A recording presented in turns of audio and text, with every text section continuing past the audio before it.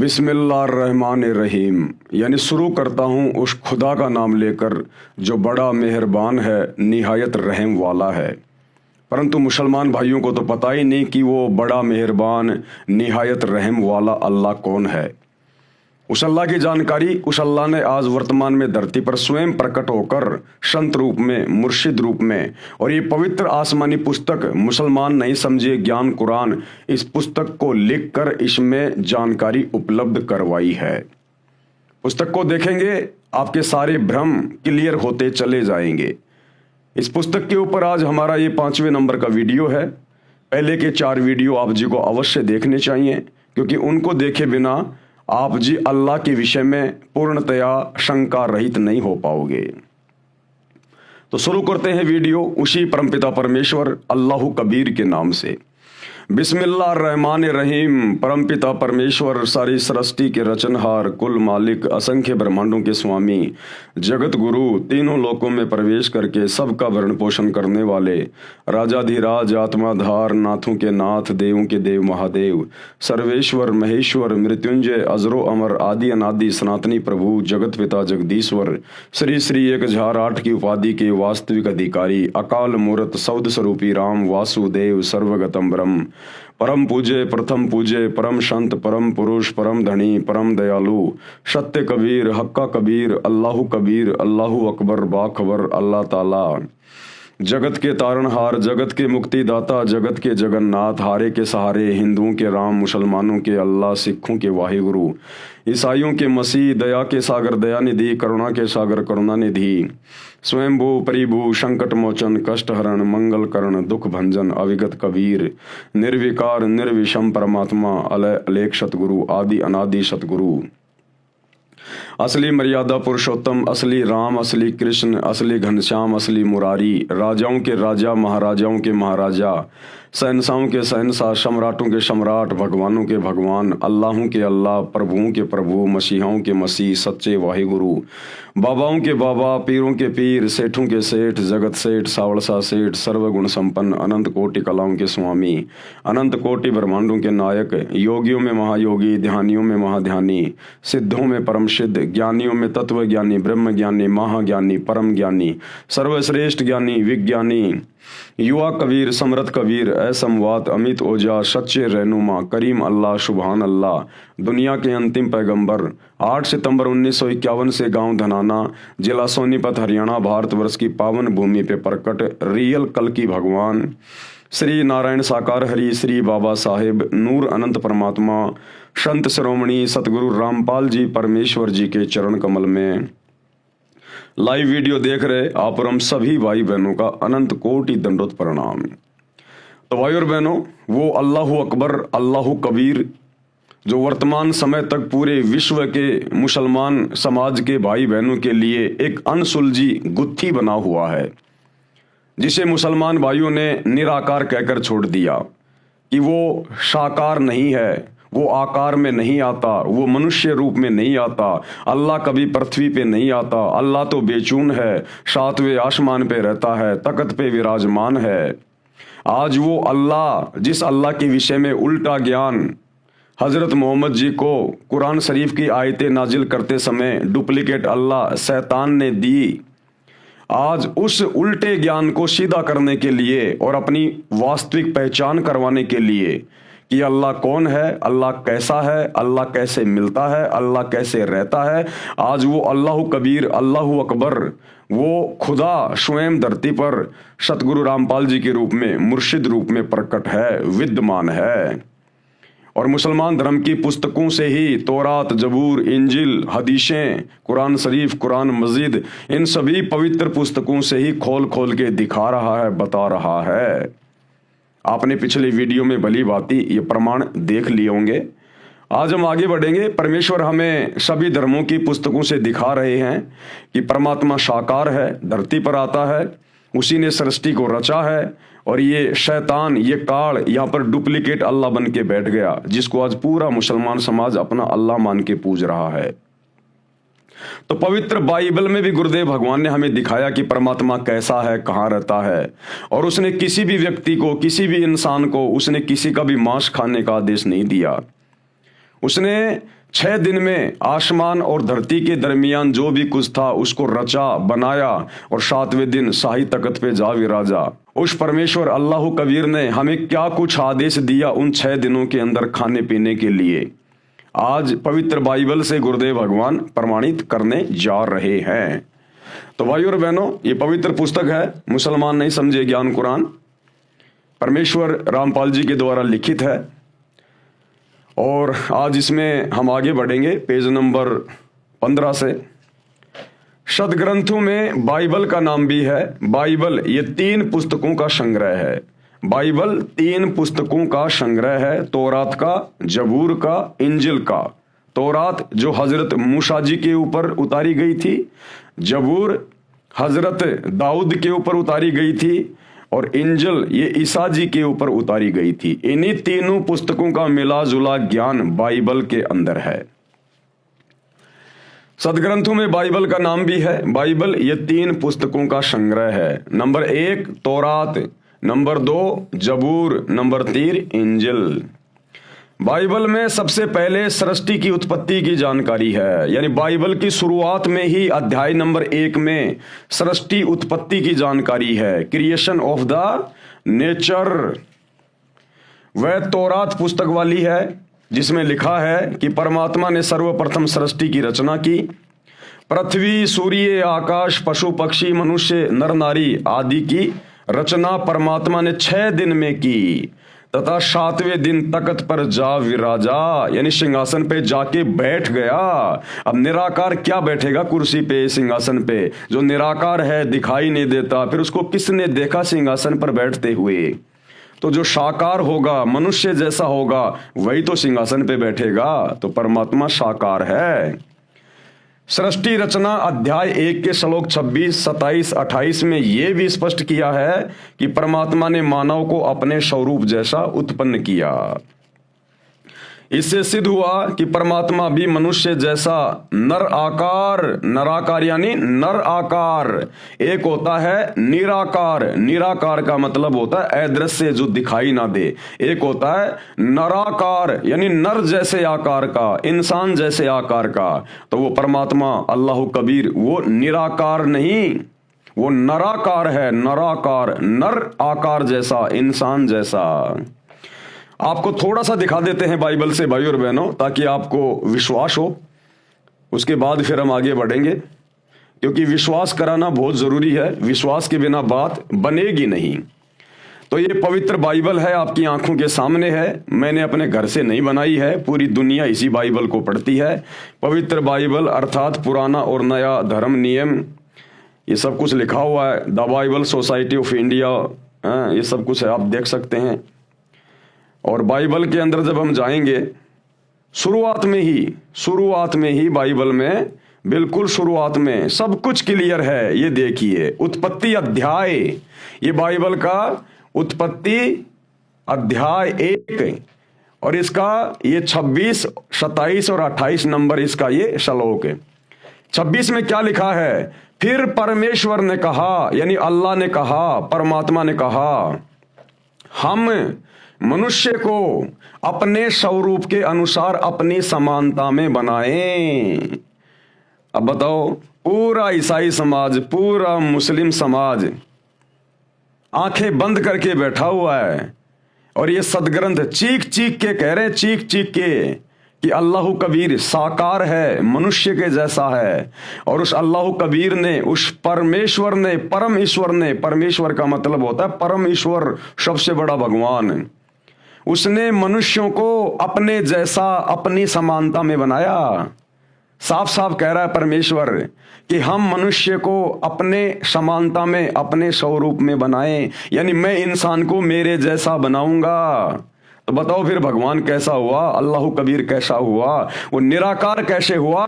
वो तो नराकार है, नर आकार में, जिन्होंने अपने जैसा आप और हमें बनाया, स्त्री और पुरुषों को बनाया। साफ साफ गवाही दे रहा है बाइबल, बिल्कुल बाइबल को खोलते ही सबसे पहले।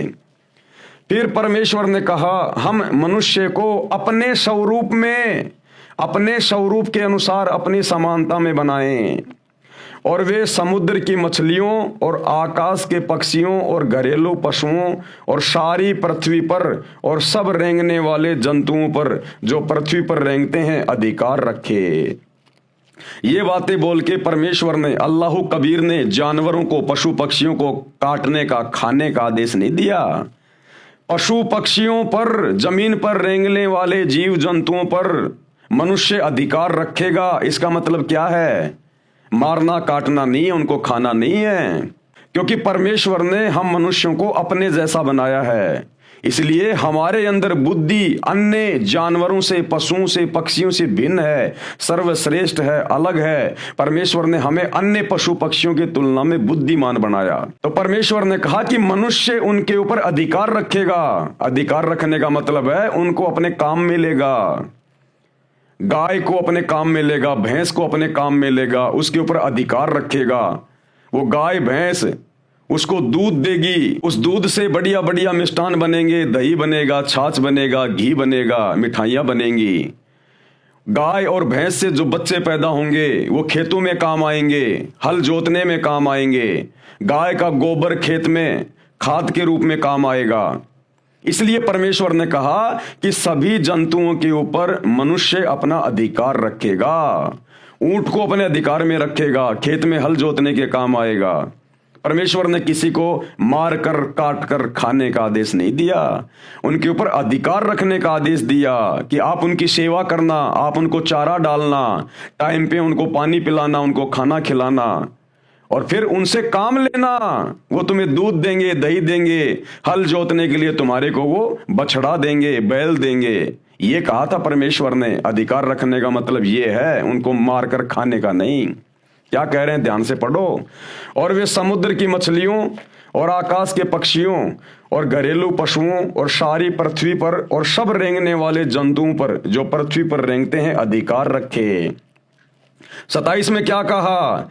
तब परमेश्वर ने मनुष्यों को अपने स्वरूप के अनुसार उत्पन्न किया। यानी अल्लाह कबीर ने, परमेश्वर ने इंसानों को, नर और नारी को अपने जैसा, अपने स्वरूप में उत्पन्न किया, उनको बनाया। तो बताओ फिर भगवान कैसा हुआ? जिन्होंने हम स्त्री और पुरुषों को अपने जैसा बनाया, हमारे जैसा हुआ ना, साकार हुआ ना। बिल्कुल क्लियर कर रही है बाइबल। तब परमेश्वर ने मनुष्यों को अपने स्वरूप के अनुसार उत्पन्न किया। अपने ही स्वरूप के अनुसार परमेश्वर ने उसको उत्पन्न किया, नर और नारी करके उसने मनुष्यों की सृष्टि की, यानी उत्पत्ति की, उनको बनाया, नर और नारी। 28 में क्या कह रहे हैं? और परमेश्वर ने उनको आशीष दी, यानी उनको आशीर्वाद दिया, और उनसे कहा फलो फलो फूलो, यानी खुश रहो और पृथ्वी में भर जाओ, यानी अपनी आबादी बढ़ाओ, विस्तार करो, और उसको अपने वश में कर लो, यानी जानवरों को अपने वश में रखो, फिर उनसे काम लो। और समुद्र की मछलियों तथा आकाश के पक्षियों और पृथ्वी पर रेंगने वाले सब जंतुओं पर अधिकार रखो, यानी उनको अपने अधीन रखो, तुम उनसे काम लो। 29 में क्या कह रहे हैं? फिर परमेश्वर ने, यानी अल्लाह ने उनसे कहा, सुनो, जितने बीज वाले छोटे छोटे पेड़ सारी पृथ्वी के ऊपर हैं और जितने वृक्षों में बीज वाले फल होते हैं वे सब मैंने तुमको दिए हैं, वे तुम्हारे भोजन के लिए हैं। अरे ये खाने का आदेश दिया परमेश्वर ने। उस अल्लाह कबीर ने 6 दिन में आसमान और जमीन के बीच में जो भी कुछ था उसको बनाया, नर और नारी करके अपने जैसा हमारे को उत्पन्न किया, और फिर हमारे खाने के लिए क्या आदेश दिया? ये बाइबल चीख चीख के कह रही है, चीख चीख के। क्या कह रही है? ध्यान से पढ़ लो। मांस मिट्टी खाने वालों, शैतान के प्रभाव से अपने कर्म फोड़ने वालों, क्या कह रहे हैं परमात्मा? 29 नंबर वचन में, फिर परमेश्वर ने उनसे कहा, सुनो, जितने बीज वाले छोटे छोटे पेड़ सारी पृथ्वी के ऊपर हैं, बीज वाले छोटे छोटे पेड़, गेहूं, जौ, जवार, मक्का, बाजरा, ये छोटे छोटे बीज वाले पेड़, ये हमारे को खाने के लिए दिए। परमात्मा ने अनाज दिया हमारे को खाने के लिए। और जितने वृक्षों में बीज वाले फल होते हैं, पेड़ों पे जितने फल लगते हैं, आम, अंगूर, सेब, संतरा, ये हमारे खाने के लिए दिए, काजू, किशमिश, मेवा, ये हमारे खाने के लिए दिए परमात्मा ने।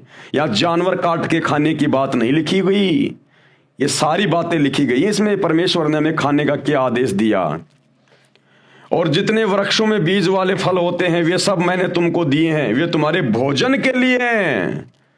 ये अनाज दिया भोजन के लिए, साग सब्जियां दी भोजन के लिए, फल फ्रूट दिए भोजन के लिए, कि ये सब तुम्हारे भोजन के लिए हैं।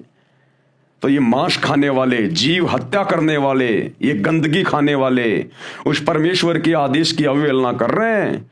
सोचो, जब आदम और हवा ने परमेश्वर के वचन की अवहेलना की और अदन की वाटिका में उस बीच वाले पेड़ के फल खाए शैतान के प्रभाव से, तो सोचो परमेश्वर ने उनको फिर क्या कहा कि अब तुमने मेरे आदेश की अवहेलना की है, अब तुम नीचे जाओ पृथ्वी पर, मृतलोक पर, खाओ, कमाओ, दुख उठाओ।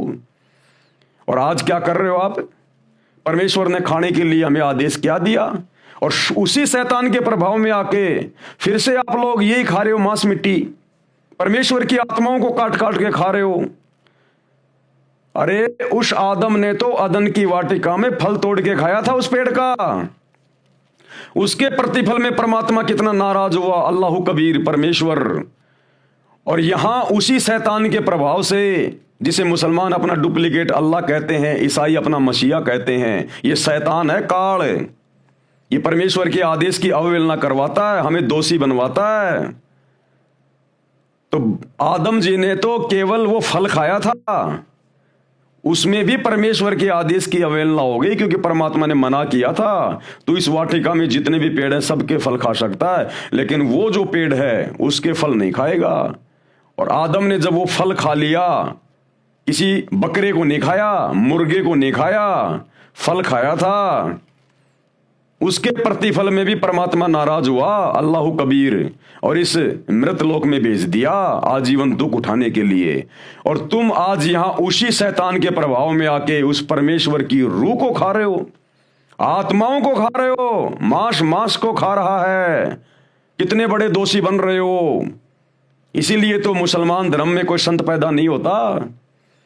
अरे इसीलिए मुसलमान धर्म में कोई साधु संत महात्मा पैदा नहीं होता,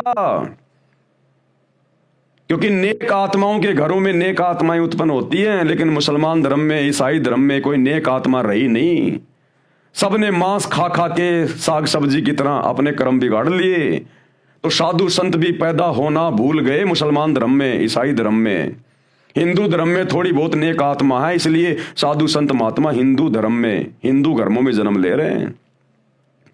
तो अपने कर्म बिगाड़ो मत भाइयों और बहनों।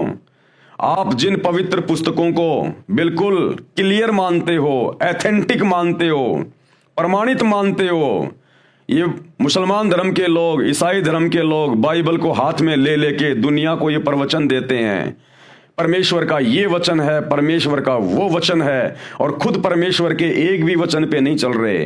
अब परमेश्वर का क्या वचन है, इसलिए उस परमेश्वर ने, अल्लाह कबीर ने खुद धरती पर संत रूप में आके बताना पड़ता है। ये बाइबल लिखे हुए कितना टाइम हो गया।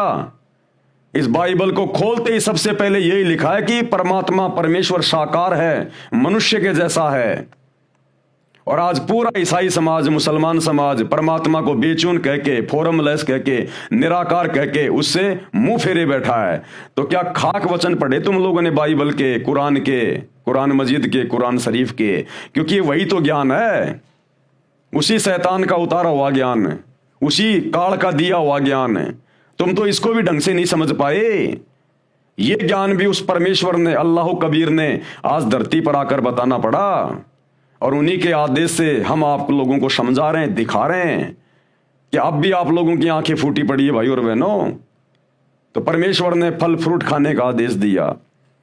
छोटे छोटे बीज वाले पेड़, गेहूं, जौ, ज्वार, मक्का, बाजरा, ये खाने का आदेश दिया। काजू, किशमिश, मेवा, संतरा, आम, अंगूर, ये खाने का आदेश दिया। और हम क्या खा रहे हैं? पेशाबी गंध खा रहे हैं। अरे नर और मादा के संयोग से जो पदार्थ निकलता है उसी से तो वो बच्चा बनता है, अंडा बनता है, मुर्गा बनता है, वो बकरा बनता है। तो पेशाबी गंध खा रहे हो तुम और फिर कहते हो हम बड़े पाक हैं, हम बड़े जो है वो पवित्र हैं। क्या खाक पवित्र हो? तुम्हारे से गंदा तो कोई जान में नहीं होगा। जो पेशाब को खा रहे हैं, पेशाबी गंध खा रहे हैं, उस मैल को खा रहे हैं और ऊपर से परमात्मा के दोषी बन रहे हैं और फिर कहते हैं हम बड़े पाक और पवित्र हैं। ऐसे निकम्मों से जो मांस खाते हैं, चाहे किसी भी धर्म का हो, अल्लाह शोकोस दूर है, शोकोस दूर। विचार करो भाई और बहनों, ये सदग्रंथ क्या कह रहे हैं, जो भक्ति का आधार है। फिर परमेश्वर ने उनसे कहा, सुनो, जितने बीज वाले छोटे छोटे पेड़ सारी पृथ्वी के ऊपर हैं और जितने वृक्षों में बीज वाले फल होते हैं वे सब मैंने तुमको दिए हैं, वे तुम्हारे भोजन के लिए हैं, खाने के लिए हैं। और क्या कह रहे हैं आगे, और जितने पृथ्वी के पशु और आकाश के पक्षी और पृथ्वी पर रेंगने वाले जंतु हैं, जिनमें जीवन का प्राण है, यानी जिनमें आत्मा है, रूह है, श्वासें हैं, उन सब के खाने के लिए मैंने सब हरे हरे छोटे पेड़ दिए हैं। यानी पशु पक्षियों के लिए, जानवरों के लिए मैंने हरे भरे छोटे छोटे पेड़ दिए हैं। यानी ये घास फूस वगैरह ये मैंने जानवरों के लिए बनाया है, खाने के लिए। तो जानवर तो बेचारे अपनी हद में है, लेकिन इंसान बेहदी हो गया, बेहदी। और भाई इसकी सजा भोगनी पड़ेगी। इसीलिए तो गधे, कुत्ते, सुअर, एक कुतिया एक बार में 8-8 बच्चे पैदा करती है। क्यों कर रही है? उन्हीं निकम्मों को पैदा कर रही है जो पहले इस मनुष्य शरीर में थे, हिंदू मुसलमान थे, सिख ईसाई थे, मांस काट काट के खा रहे थे, शराब पी रहे थे, शैतान की साधना कर रहे थे। आज उनको अपने कर्म भोगने पड़ रहे हैं उस कुतिया के पेट में आके। एक सुअरी 12-12 बच्चे पैदा करती है। क्यों कर रही है? ये वही इंसान है, वही निकम्मी आत्माएं हैं जिन्होंने परमेश्वर के आदेश की उल्लंघना की, सच्चे खुदा की इबादत नहीं की, शैतान की भक्ति करते रहे, डुप्लीकेट भगवान की भक्ति करते रहे और मांस मिट्टी खाते रहे, नशा करते रहे, चोरी जारी करते रहे, ब्याज लेते रहे, झूठ बोलते रहे। अब वो जानवर के पेट में जन्म ले रहे हैं और कष्ट भोग रहे हैं, दुख भोग रहे हैं। तो परमेश्वर ने तो पशु पक्षियों के लिए खाने को क्या कहा है, क्या दिया है, वो भी सब कुछ बाइबल में लिखा हुआ है। और पृथ्वी पर रेंगने वाले जंतु हैं जिनमें जीवन का प्राण है, उन सब के खाने के लिए मैंने सब हरे हरे छोटे पेड़ दिए हैं। और वैसा ही हो गया। परमेश्वर ने कहा कि जैसा मैंने कहा वैसा ही होता चला गया। पेड़ बन गए, घास फूस बन गए, सब बन गए। तब परमेश्वर ने जो कुछ बनाया था सबको देखा, तो क्या देखा कि वह बहुत ही अच्छा है। तब सांझ हुई, फिर भोर हुई और इस प्रकार छठा दिन हो गया। इस प्रकार छठा दिन हो गया। 6 दिन कंप्लीट हो गए। परमेश्वर ने 6 दिन में आसमान और जमीन के दरमियान जो भी कुछ था उसको पैदा किया, उत्पन्न किया। और 7वें दिन वो अल्लाह कबीर, वो परमेश्वर, वो शतलोक के सिंहासन पे जाके बैठ गया। अब परमेश्वर ने 6 दिन में किस किस को क्या आदेश दिया, सब कुछ बाइबल में लिखा हुआ है। किसी को मांस खाने का आदेश नहीं दिया, किसी जानवर को भी मांस खाने का आदेश नहीं दिया परमेश्वर ने। सतयुग में शेर भी मांस नहीं खाता था। गुरुदेव कहते हैं कुछ ऐसे पेड़ हुआ करते थे, उसकी छाल के वो पंजा मार के और वो तरल पदार्थ पिया करता था, घास फूस खाया करता था, पेड़ के पत्ते खाया करता था। शेर भी, सतयुग में जानवर भी मांस नहीं खाते थे। आगे चलकर शैतान के प्रभाव से फिर ये पूरा सिस्टम बिगड़ गया। तो इंसान को मांस खाने का आदेश कैसे देगा? वो कादर अल्लाह, निहायत मेहरबान, रहम दिल अल्लाह। एक आत्मा को दूसरी आत्मा के माध्यम से क्यों कटवाएगा? क्या वो निर्दयी है क्या? अन्यायी है क्या? वो नहीं देगा। तो 6 दिन में परमात्मा ने जमीन और आसमान के बीच में जो भी कुछ था उसको बनाया। इंसानों को क्या खाना है, जानवरों को क्या खाना है, परमेश्वर ने उनको बता भी दिया अपने वचन में, और उनके लिए वो चीजें उसने उत्पन्न भी कर दी। और 7वें दिन वो तख्त पे जा बैठा, वो सबसे बड़ा अल्लाह, सुप्रीम गॉड।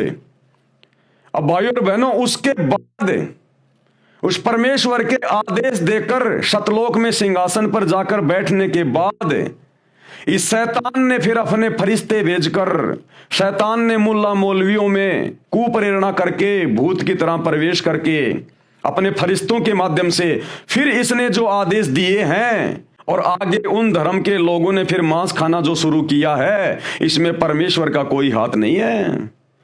ये वर्तमान में इन हदीसों के अंदर जो आदेश लिखे हुए हैं, या बाइबल में कहीं कोई आदेश लिखा हुआ है मांस खाने का, ये अल्लाह कबीर का नहीं है, परमेश्वर का नहीं है। उसने तो 6 दिन में सब कुछ बना के, किसको क्या खाना है, क्या पीना है, पूरा आदेश देके 7वें दिन तख्त पे जा बैठा। उसके बाद फिर इस शैतान ने जो झूठे आदेश हदीसों में या अन्य किसी के माध्यम से, फरिश्तों के माध्यम से जो दिलवाए हैं, ये परमेश्वर का आदेश नहीं है। अब यदि कोई मांस खाएगा, नशा करेगा, उल्टे कर्म करेगा, तो सीधा सीधा वो सुप्रीम कोर्ट का दोषी होगा, अल्लाह कबीर का, परमेश्वर का दोषी बनेगा। तो ये अल्लाह अकबर का आदेश नहीं है मांस खाने का। उसने तो 6 दिन में जो आदेश देना था दे दिया, 7वें दिन जाके तख्त पे बैठ गया। उसके बाद यदि जबूर में, तौरात में, इंजिल में, कुरान में यदि कहीं भी मांस खाने का आदेश लिखा हुआ है, तो उस अल्लाह कबीर का नहीं, ये शैतान का आदेश है, शैतान का आदेश है। और शैतान के आदेश को मानकर यदि आप मांस खाओगे, उल्टे कर्म करोगे, तो ओरिजिनल अल्लाह के, कादिर अल्लाह के दोषी बनोगे, और भाई जहन्नुम में डाले जाओगे, दोजक की आग में, नरक में 84 लाख योनियों में फिर अपना कर्म भोगने के लिए बारंबार जन्म लेना पड़ेगा। यों आकाश और पृथ्वी और उनकी सारी सेना का बनाना समाप्त हो गया, और परमेश्वर ने अपना काम जिसे वह करता था 7वें दिन समाप्त किया, और उसने अपने किए हुए सारे काम से 7वें दिन विश्राम किया। और परमेश्वर ने 7वें दिन को आशीष दी और पवित्र ठहराया, क्योंकि उसमें उसने सृष्टि की रचना के अपने सारे काम से विश्राम किया। अब ये संडे क्यों मनाया जाता है, ये रविवार का दिन छुट्टी का दिन क्यों है भाई और बहनों? हर चीज के पीछे एक लॉजिक है, वैसे कुछ नहीं हो रहा। 7वें दिन छुट्टी का दिन क्यों है, संडे, रविवार? क्योंकि परमेश्वर ने 7वें दिन फिर विश्राम किया। उस परमात्मा ने 6 दिन में सृष्टि रच के 7वें दिन तख्त पे विश्राम किया, आराम किया। इस कारण से, उस परमेश्वर की प्रेरणा से, अन्यथा ये शैतान तो हमारे को 7 दिन ये गधा बना के रखना चाहता है, बैल और गधे की तरह हमारे से मेहनत करवाता है। लेकिन ये एक दिन जो ये छुट्टी का है, रविवार, ये भी उस अल्लाह कबीर परमेश्वर सतगुरु रामपाल जी भगवान की दया से यहां पर शुरू हुआ है, 7वां दिन छुट्टी का। क्योंकि परमेश्वर ने 6 दिन में सृष्टि रची और 7वें दिन खुद तख्त पे जाके विश्राम किया, और हमारे लिए भी परमात्मा ने एक ये दिन विश्राम का दिन रख दिया। ये रविवार इसलिए मनाया जाता है। आगे क्या लिखा है परमेश्वर ने? मनुष्य की उत्पत्ति, आकाश और पृथ्वी की उत्पत्ति का वृतांत, आकाश और पृथ्वी की उत्पत्ति का वृतांत, ये वही चल रहा है।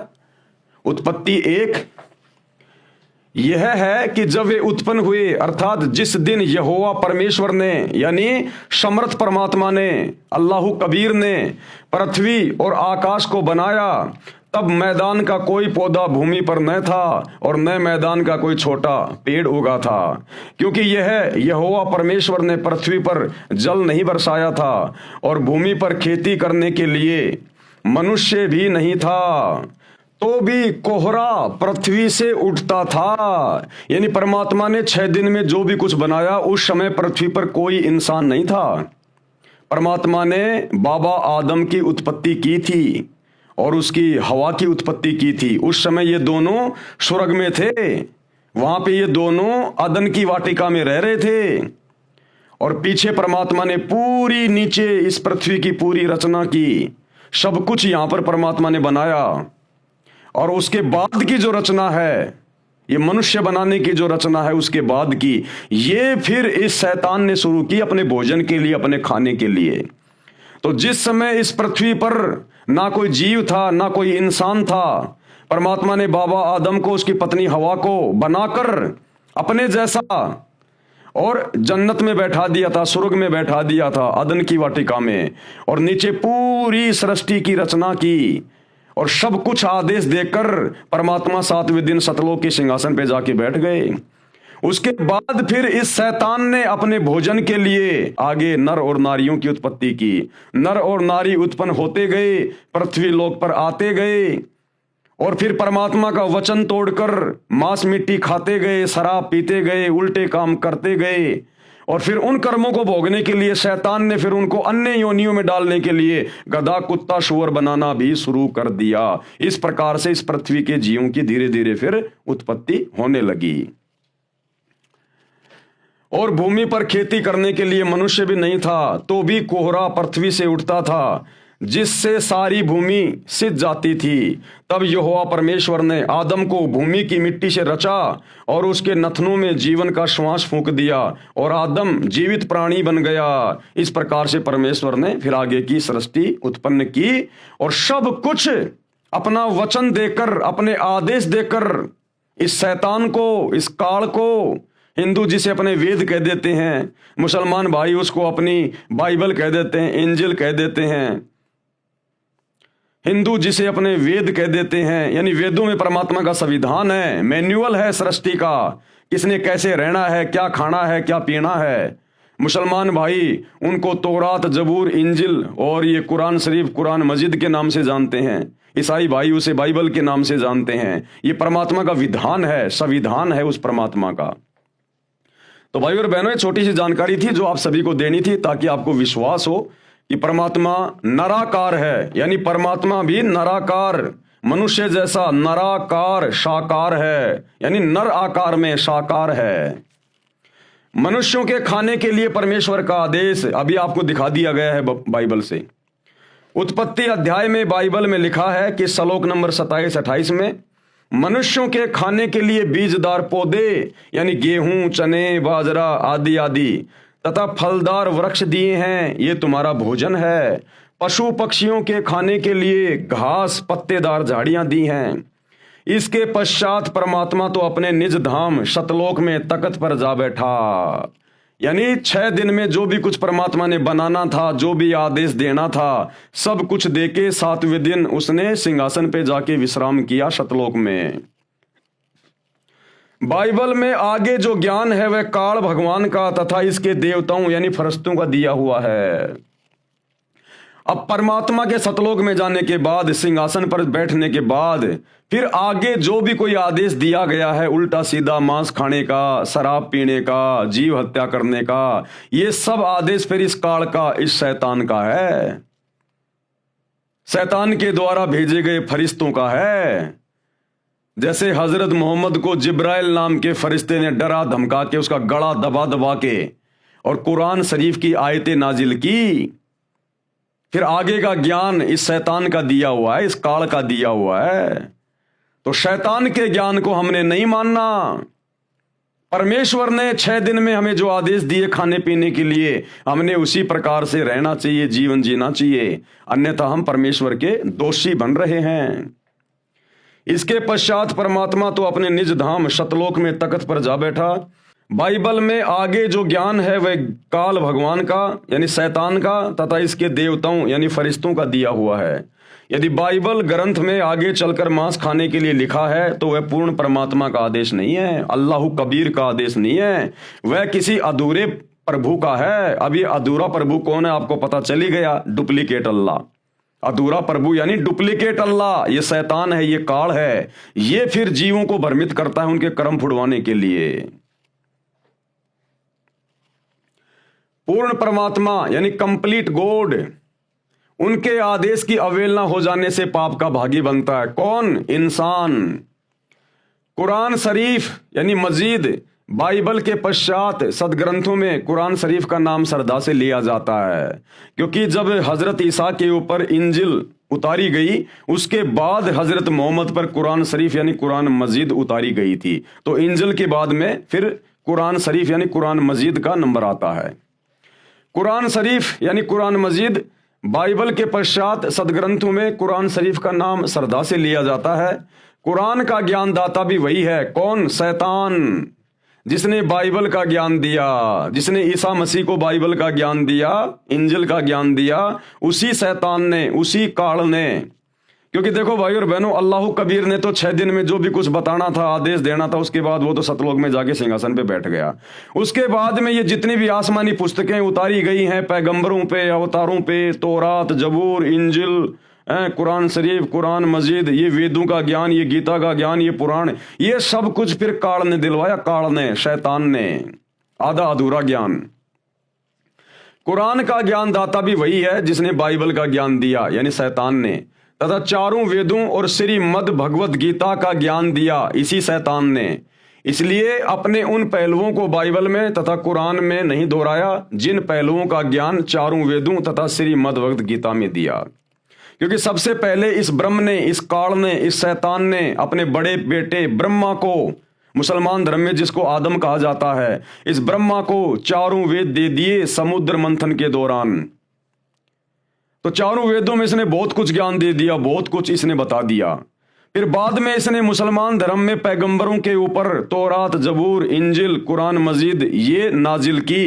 तो इस काल ने, इस शैतान ने फिर वो सारा ज्ञान देना उचित नहीं समझा कि बहुत सारा ज्ञान तो मैंने वेदों में दे ही दिया। फिर थोड़ा थोड़ा ज्ञान इसने आत्माओं को भ्रमित करने के लिए और थोड़ी थोड़ी अल्लाह कबीर की जानकारी मजबूरी वश उसके डर के मारे इसने इन मुसलमान धर्म की पुस्तकों में भी कहीं कहीं पर डाल दी, लेकिन ज्यादातर ज्ञान इसने वेदों में दे दिया अपना। क्या कह रहे परमात्मा? इसलिए उसने उन पहलुओं का बाइबल में तथा कुरान में नहीं दोहराया जिन पहलुओं का ज्ञान चारों वेदों तथा श्रीमद् भगवत गीता में दिया है। उपनिषद ये संख्या में 11 हैं, 11 उपनिषद माने जाते हैं। उपनिषद का ज्ञान किसी ऋषि का अपना अनुभव है। ये जो उपनिषदों का ज्ञान है ना, ये शैतान का दिया हुआ नहीं, वैसे है तो शैतान की प्रेरणा से ही, क्योंकि ऋषि मुनि महात्मा ये सब शैतान की साधना किया करते थे। तो जैसा भी शैतान ने इनको प्रकाश रूप में इनको दर्शन दिए या जैसा भी इनको भक्ति का अनुभव करवाया, उस आधार से इन्होंने अपने अनुभव की पुस्तकें लिख दी। परमात्मा कैसा है, क्योंकि वो शैतान दिखाई देता नहीं, उसने सौगंध खा रखी है। ये लगा लगा के समाधि हजारों साल तक बैठे रहते थे।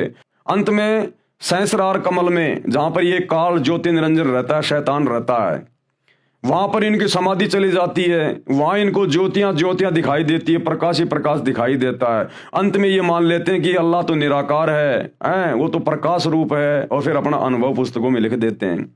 तो ये उपनिषदों का जो ज्ञान है, जो संख्या में 11 उपनिषद हैं, इनमें अल्लाह का ज्ञान नहीं है, परमात्मा का ज्ञान नहीं है। ये साधु संत महात्माओं ऋषियों का अपना खुद का भक्ति अनुभव का ज्ञान है। इन उपनिषदों से केवल हम उसी ज्ञान को स्वीकार करेंगे जो ज्ञान वेदों से मेल खाएगा, जो ज्ञान सूक्ष्म वेद से मेल खाएगा, कबीर परमेश्वर के कबीर सागर से मेल खाएगा। इन उपनिषदों से हमने केवल उसी ज्ञान को लेना है। अन्य ज्ञान हमारे किसी काम का नहीं, वो किसी व्यक्ति विशेष का अपना अनुभव है।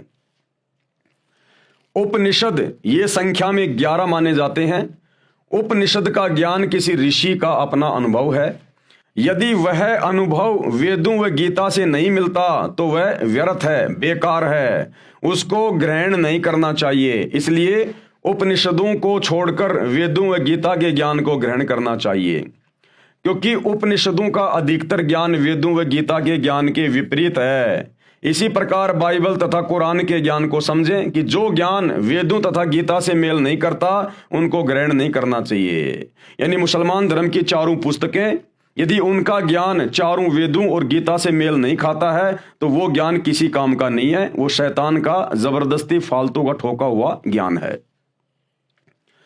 वेदों व गीता में जो ज्ञान सूक्ष्म वेद से नहीं मिलता, अब क्या समझाना चाह रहे हैं परमात्मा? भाइयों और बहनों, थोड़ा सा दिमाग पे जोर डालना।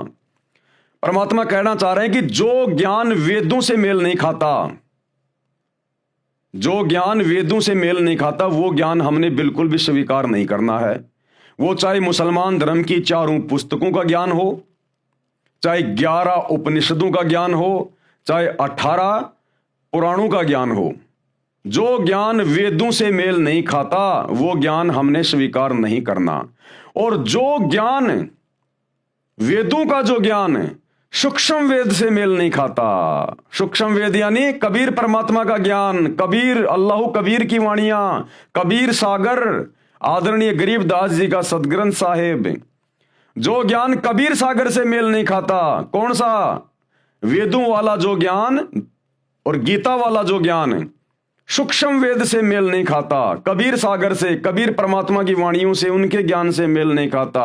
वो ज्ञान भी हमने नहीं मानना है, क्योंकि सर्वोपरि ज्ञान है सूक्ष्म वेद में। सूक्ष्म वेद यानी वो कबीर परमात्मा धरती पे प्रकट होकर जो ज्ञान देता है, फिर उसको लिखवा देता है। जैसे 650 साल पहले आए कबीर दास नाम से, उन्होंने सूक्ष्म वेद लिखवा दिया आदरणीय धर्मदास जी के माध्यम से, कबीर सागर। और 300 साल पहले गांव छुड़ानी, जिला झज्जर, हरियाणा में आए आदरणीय गरीबदास जी के नाम से, और एक पंडित गोपाल दास जी से उन्होंने सदग्रंथ साहिब की रचना करवा दी, जिसमें 24,000 वाणियां हैं। तो ये है सूक्ष्म वेद। काल प्रेरणा से, शैतान प्रेरणा से नकली कबीर पंथियों ने कबीर सागर में भी आगे चल के मिलावट कर दी। इसलिए अल्लाह कबीर ने गरीबदास जी को भेजा, स्वयं आए वो गरीबदास जी के रूप में, लीला की, और दोबारा से उन्होंने सूक्ष्म वेद की रचना की। आज सूक्ष्म वेद से सतगुरु रामपाल जी भगवान हमें पूरा ज्ञान समझा रहे हैं। तो गरीबदास जी की वाणियों में जो ज्ञान है उसमें रत्ती भर भी मिलावट नहीं है, छटांग भर भी प्योर घी है, प्योर घी। तो जो कुछ गरीबदास जी के सदग्रंथ साहिब में लिखा हुआ है, जो हमें सतगुरु रामपाल जी भगवान बता रहे हैं, और सतगुरु रामपाल जी को गरीबदास जी के ग्रंथ की भी कोई आवश्यकता नहीं है, ये तो स्वयं अल्लाह कबीर है। लेकिन अगर ये अपने मुंह से बोलने लग जाए वैसे ही, तो हम नालायक विश्वास नहीं कर पाएंगे कि गुरुजी बोल कैसे रहे हैं, गुरुजी का बोलने का आधार क्या है। इसलिए हमारी छोटी बुद्धि को देखते हुए ये अल्लाह कबीर सतगुरु रामपाल जी, इन्होंने गरीबदास जी के रूप में आके पहले वो ग्रंथ लिखना पड़ा, और आज उस ग्रंथ को आधार बनाकर आप और हमें समझा रहे हैं, तो हम यकीन कर रहे हैं। तो जो ज्ञान सूक्ष्म वेद में है और बाकी किसी भी ग्रंथ में जो ज्ञान है, यदि वो सूक्ष्म वेद वाले ज्ञान से मेल नहीं खाता है, वो चाहे चारों वेदों का ज्ञान हो, चाहे मुसलमान धर्म की चारों पुस्तकों का ज्ञान हो, चाहे बाइबल का हो, 18 पुराणों का हो, 11 उपनिषदों का हो, यानी गरीबदास जी के सदग्रंथ को छोड़ के, सूक्ष्म वेद को छोड़ के इस धरती पर जितने भी धर्म ग्रंथ हैं, यदि उनका ज्ञान गरीबदास जी के ग्रंथ से मेल नहीं खाता है, तो वो बेकार है, वो शैतान का दिया हुआ है, शैतान के फरिश्तों का दिया हुआ है, किसी ऋषि महात्मा साधु संत का अपना खुद का अनुभव है, जो हमारे किसी काम का नहीं है। ये कहना चाह रहे हैं परमात्मा। वेदों व गीता में जो ज्ञान सूक्ष्म वेद से नहीं मिलता, वह ग्रहण नहीं करना चाहिए। पुराण, ये पुराण क्या है? ये संख्या में 18 माने गए हैं। वैसे यह पुराणों का ज्ञान एक ही बोध माना जाता है। यह ज्ञान सर्वप्रथम ब्रह्मा जी ने अपने पुत्रों दक्ष आदि ऋषियों को दिया था। राजा दक्ष जी, मनु जी तथा पाराशर आदि ऋषियों ने इसका आगे प्रचार करते समय अपना अनुभव भी मिला दिया। जिस प्रकार कबीर सागर के अंदर इन नकली कबीर पंथियों ने धीरे धीरे अपना ज्ञान मिलाना शुरू कर दिया और उसमें अज्ञान ठोक दिया, इसी प्रकार इस ब्रह्म ने, काल ने, शैतान ने समुद्र मंथन के दौरान जो ज्ञान अपने बड़े बेटे ब्रह्मा जी को दिया था, वो ज्ञान ब्रह्मा जी ने अपने वंशजों को दिया, और ब्रह्मा जी के वंशजों ने, पाराशर ऋषि ने और दक्ष ने, मनु ने, फिर इन्होंने चतुराई करके अपना खुद का अनुभव भी उस ज्ञान में ठोकना शुरू कर दिया। धीरे धीरे उस ज्ञान को फिर अज्ञान बनाना शुरू कर दिया। यह ज्ञान सर्वप्रथम ब्रह्मा जी ने अपने पुत्रों दक्ष आदि ऋषियों को दिया था। राजा दक्ष, मनु जी तथा पाराशर आदि ऋषियों ने इसका आगे प्रचार करते समय अपना अनुभव भी मिला दिया। इस प्रकार 18 भागों में पुराणों का ज्ञान माना गया है। 18 पुराणों के ज्ञान का जो अंश, यानी 18 पुराणों में जो ज्ञान है, वो ज्ञान यदि वेदों तथा गीता से मेल नहीं खाता तो वह त्याग देना चाहिए। इसी प्रकार अन्य कोई भी पुस्तक वेदों व गीता के ज्ञान के विपरीत ज्ञान युक्त है, उसे भी त्याग देना चाहिए। गीता अध्याय 18 श्लोक 62 में गीता ज्ञान दाता, यानी ये ब्रह्म, ये शैतान, ये काल अर्जुन को कह रहा है कि तू सर्वभाव से उस परमेश्वर की, जो गीता ज्ञान दाता से अलग है, यानी शैतान से अलग है, अपने से अन्य परमेश्वर की बात कर रहा है ये शैतान, ये काल, उसकी शरण में जा। उस परमेश्वर की कृपा से ही तू परम शांति तथा सनातन परम धाम यानी सतलोक को प्राप्त हो जाएगा। गीता अध्याय 4 श्लोक 32 में कहा है कि जो ज्ञान सूक्ष्म वेद स्वयं परमात्मा अपने मुख कमल से बोलकर बताता है वह सच्चिदानंद घन ब्रह्म की वाणी कही जाती है, यानी वो कबीर वाणी कही जाती है, कलाम कबीर। उसी को तत्व ज्ञान भी कहते हैं जिसमें परमात्मा ने पूर्ण मोक्ष मार्ग का ज्ञान दिया है। गीता अध्याय 4 श्लोक 34 में कहा है कि उस तत्व ज्ञान को जो कलाम एक कबीर में लिखा हुआ है, कबीर की वाणियों में जो ज्ञान है, सूक्ष्म वेद में जो ज्ञान है, ये शैतान, ये ब्रह्म, ये काल गीता का ज्ञान देते समय श्री कृष्ण जी में भूत की तरह प्रवेश करके अर्जुन को कह रहा है कि उस तत्व ज्ञान को, जो ज्ञान वो कबीर परमात्मा सच्चिदानंद घन ब्रह्म पूर्ण परमेश्वर इस पृथ्वी पर संत रूप में आके देता है, वाणियां बोलता है, सदग्रंथ लिखवाता है, उस ज्ञान को तू किसी तत्वदर्शी संत की शरण में जाकर समझ। जिस प्रकार हजरत मोहम्मद जी को यही शैतान, यही काल सूरत फुरकान 25 आयत नंबर 58 से 59 में कह रहा है कि वो अल्लाह जिसने 6 दिन में आसमान और जमीन के बीच में जो भी कुछ था उसको बनाया और 7वें दिन तख्त पे जावे राजा, उसकी जानकारी किसी बाखबर से जा पूछो कि हजरत मोहम्मद मुझे उसकी जानकारी नहीं है पूरी, उसकी इबादत की पूरी जानकारी मेरे पास नहीं है। वो जानकारी तुझे कोई बाखबर बताएगा, यानी उस ज्ञान को जानने वाला। और यही बात ये शैतान, ये काल, ये सबको ऐसे ही भ्रमित रखता है, हिंदुओं को, मुसलमानों को। यही ज्ञान ये शैतान, ये काल गीता का ज्ञान देते समय अर्जुन को कह रहा है अध्याय 4 श्लोक 34 में कि उस तत्व ज्ञान को जो वो परमात्मा स्वयं धरती पे आके बताता है, उस तत्व ज्ञान को तू तत्वदर्शी संतों के पास जाकर समझ। मुसलमान धर्म में तत्वदर्शी संत को कहते हैं बाखबर, इल्म वाला। तो इससे हमारी समझ में आ जाना चाहिए कि हिंदुओं के वेदों का और गीता का ज्ञान और मुसलमानों की चारों पुस्तकों का ज्ञान और बाइबल का ज्ञान इसी काल ने, इसी शैतान ने दिया है, जो आधा अधूरा है। तभी तो कह रहा है कि मेरे पास कंप्लीट जानकारी नहीं है। हिंदुओं को कह रहा है कि तत्वदर्शी संत के पास जाके समझो उस ज्ञान को, उस अल्लाह की जानकारी को, कि भाई तुम कैसे जन्म और मरण से छूटोगे, कैसे तुम गधे कुत्ते सूअर बनने से छूटोगे, कैसे तुम सतलोक में जाओगे, 7वें आसमान पर अपने अल्लाह के पास जाओगे। किसी तत्वदर्शी संत के पास जाकर पूछ। और कुरान शरीफ में हजरत मोहम्मद को कह रहा है कि किसी बाखबर से जाके पूछ, मेरे को नहीं पता उस कंप्लीट गॉड का, अल्लाह कबीर का। इसलिए भाई और बहनों, वो अल्लाह कबीर स्वयं धरती पर आकर संत रूप में, मुर्शिद रूप में अपना ज्ञान देता है, जो वर्तमान में सतगुरु रामपाल जी के रूप में प्रकट हैं और अपना ज्ञान दे रहे हैं। आवश्यकता है तो धैर्य के साथ में उनके सत्संग सुनने की। उस तत्व ज्ञान को तू तत्वदर्शी संतों के पास जाकर, यानी बाखबर के पास जाकर समझ। उनको दंडवत प्रणाम करके प्रश्न करने से वे तत्वदर्शी संत तुझे तत्व ज्ञान का उपदेश करेंगे। अब वो बाखबर, वो तत्वदर्शी संत कैसे प्रश्न होगा? वो प्रश्न होगा भक्ति करने से।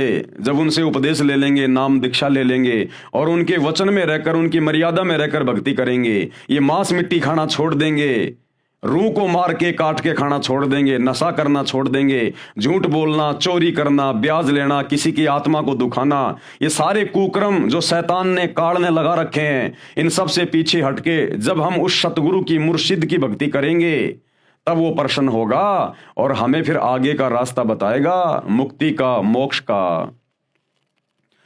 गीता अध्याय 15 श्लोक 1 में तत्वदर्शी संत की पहचान बताई है। अब उस बाखबर की पहचान बताई है तत्वदर्शी संत की। कहा है कि जो संत संसार रूपी वृक्ष के सर्व भागों को जानता है, वह वेद विद अर्थात वेदों के तात्पर्य को जानता है, वह तत्वदर्शी संत है। सूक्ष्म वेद अर्थात सच्चिदानंद घन ब्रह्म की वाणी में बताया है। कबीर अक्षर पुरुष एक पेड़ है, निरंजन वाकी डार, ये क्षर पुरुष, ये काल, ये शैतान उसकी डार है, और तीनों देवता शाखा हैं, ये ब्रह्मा विष्णु महेश, और पात रूप संसार।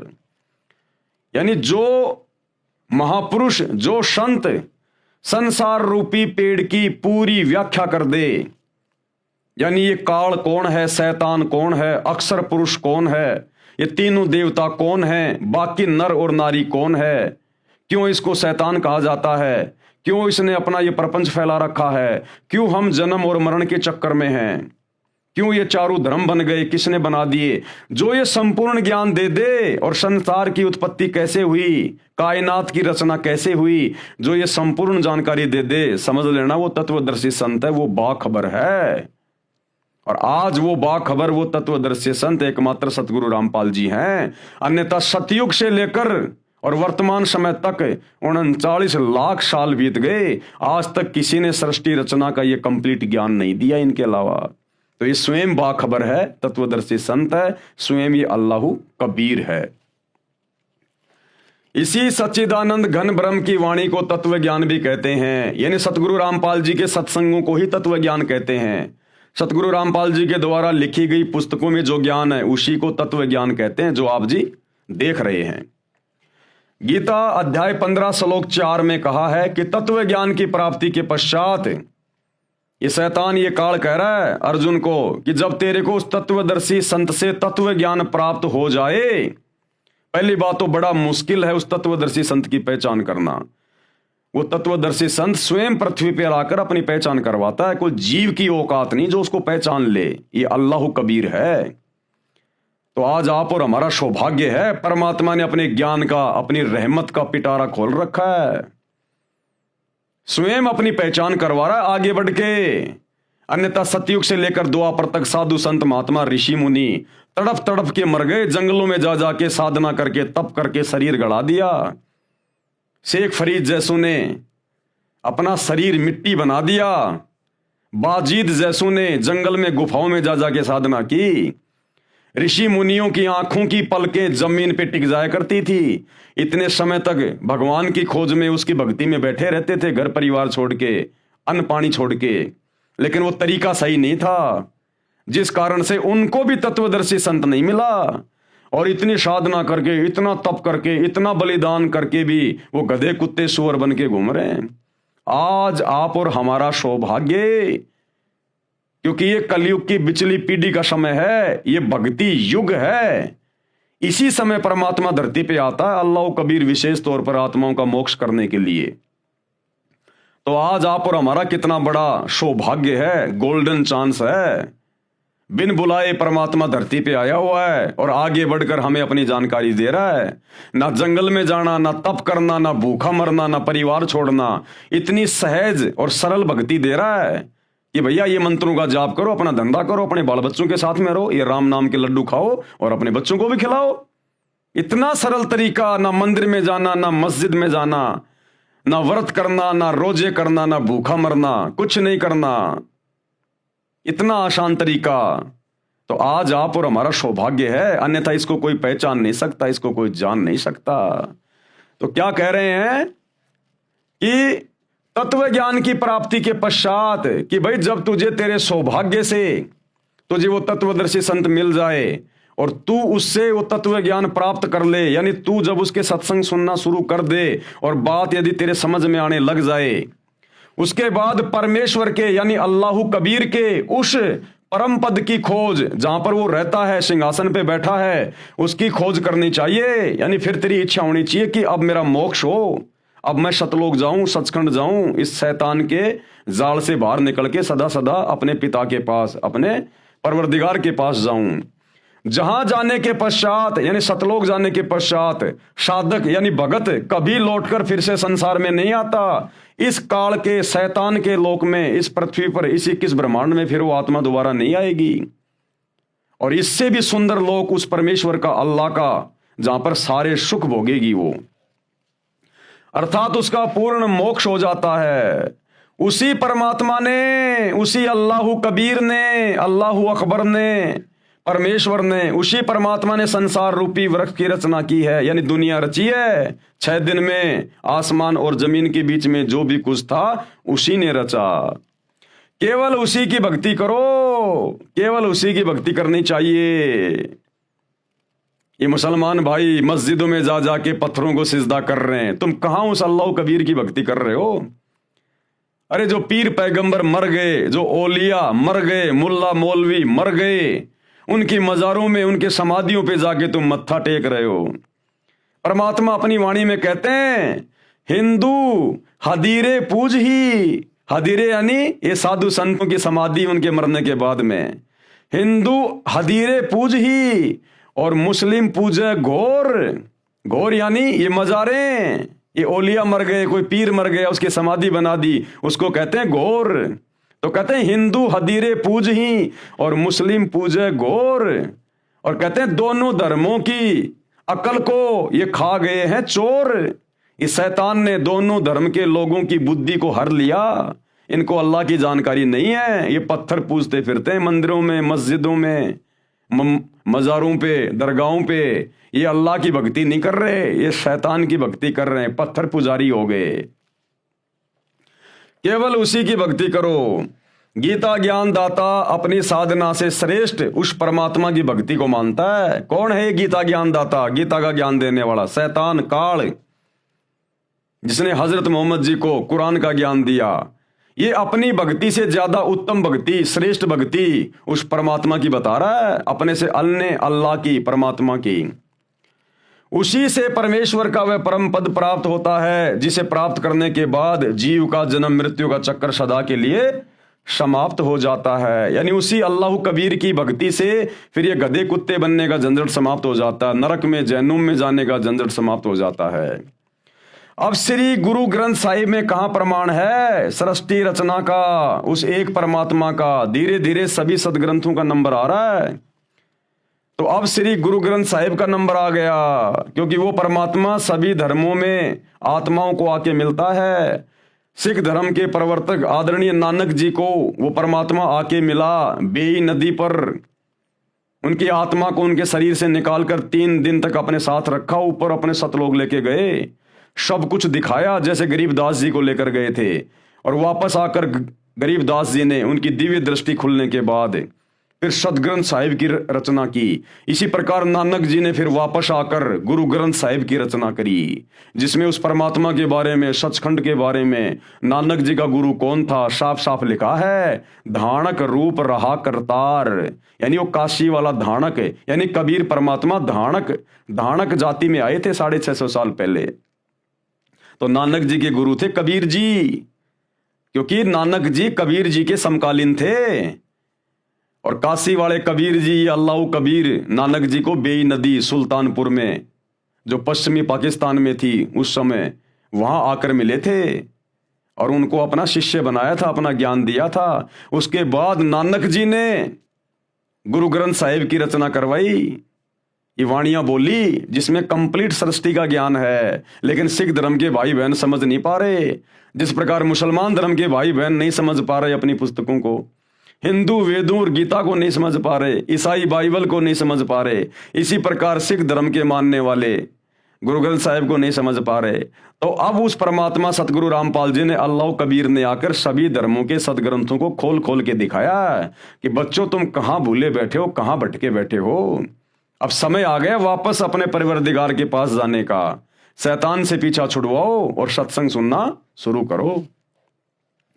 श्री गुरु ग्रंथ साहिब जी यह है सिख धर्म का ग्रंथ माना जाता है। सिख वैसे कोई धर्म नहीं है, ना मुसलमान कोई धर्म है, ना ईसाई कोई धर्म है, ना हिंदू कोई धर्म है।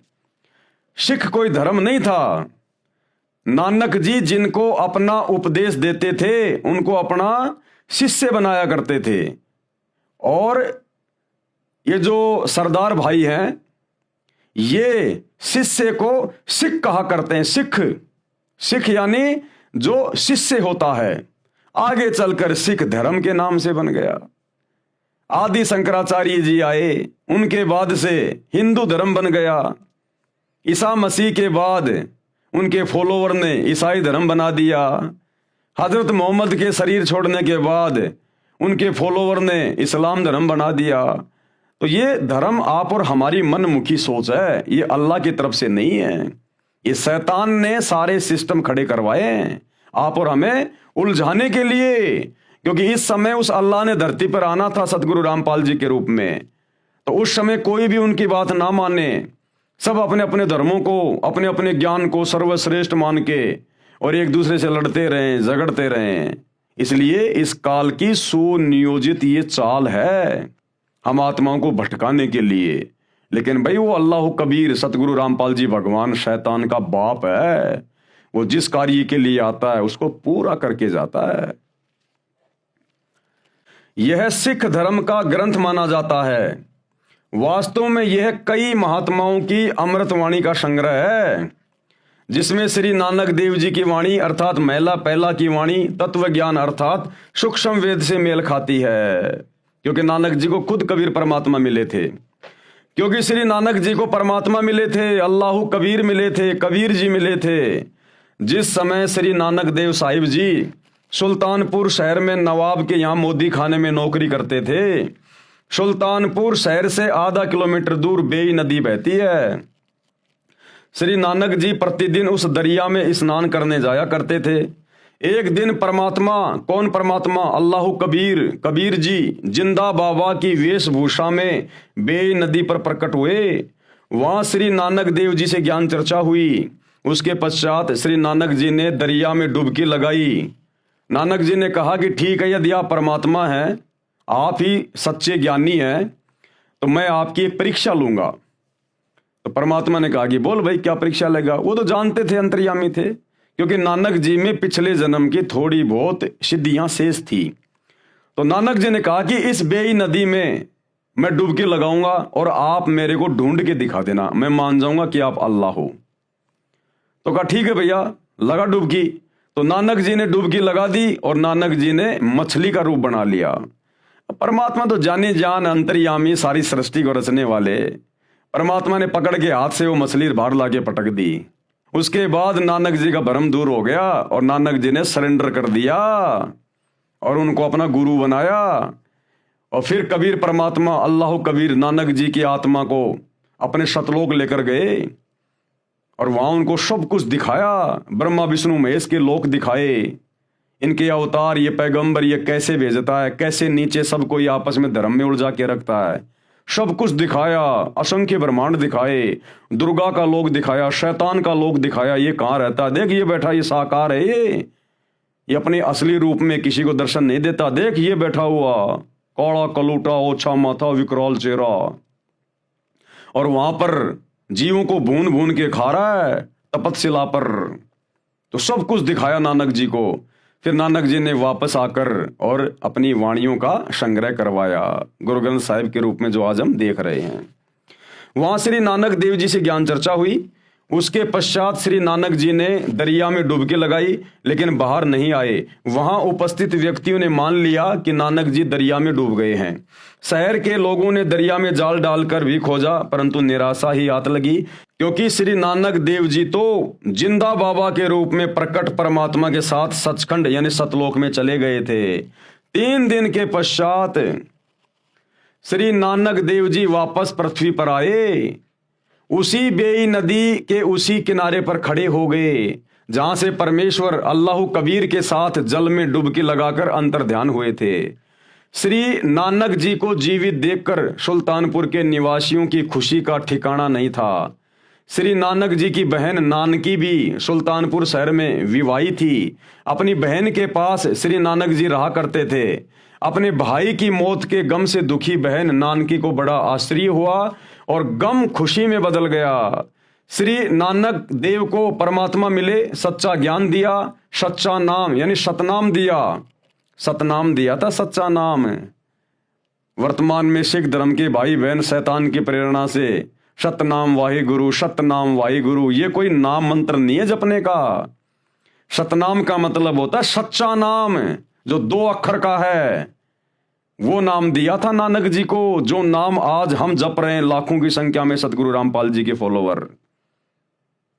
तो भाई सतगुरु रामपाल जी की शरण में आने के बाद ही सिख धर्म के लोगों को वो नाम मिलेगा, जो नाम 650 साल पहले कबीर परमात्मा ने, अल्लाह कबीर ने नानक जी को दिया था। वो है असल में सतनाम। ये सतनाम सतनाम सतनाम वाहिगुरु, ये कोई मंत्र नहीं है जपने का। सच्चा नाम मिला, सच्चा ज्ञान मिला, सतनाम मिला।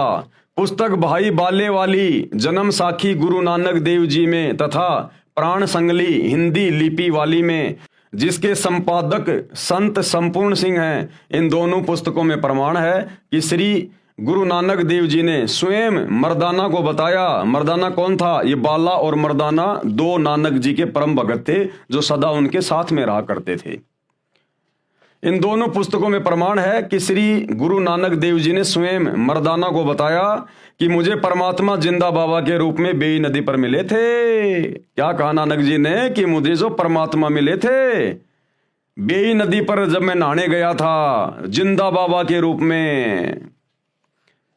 जब मैं स्नान करने के लिए गया मैं 3 दिन तक उन्हीं के साथ रहा था सचखंड में 7वें आसमान पर।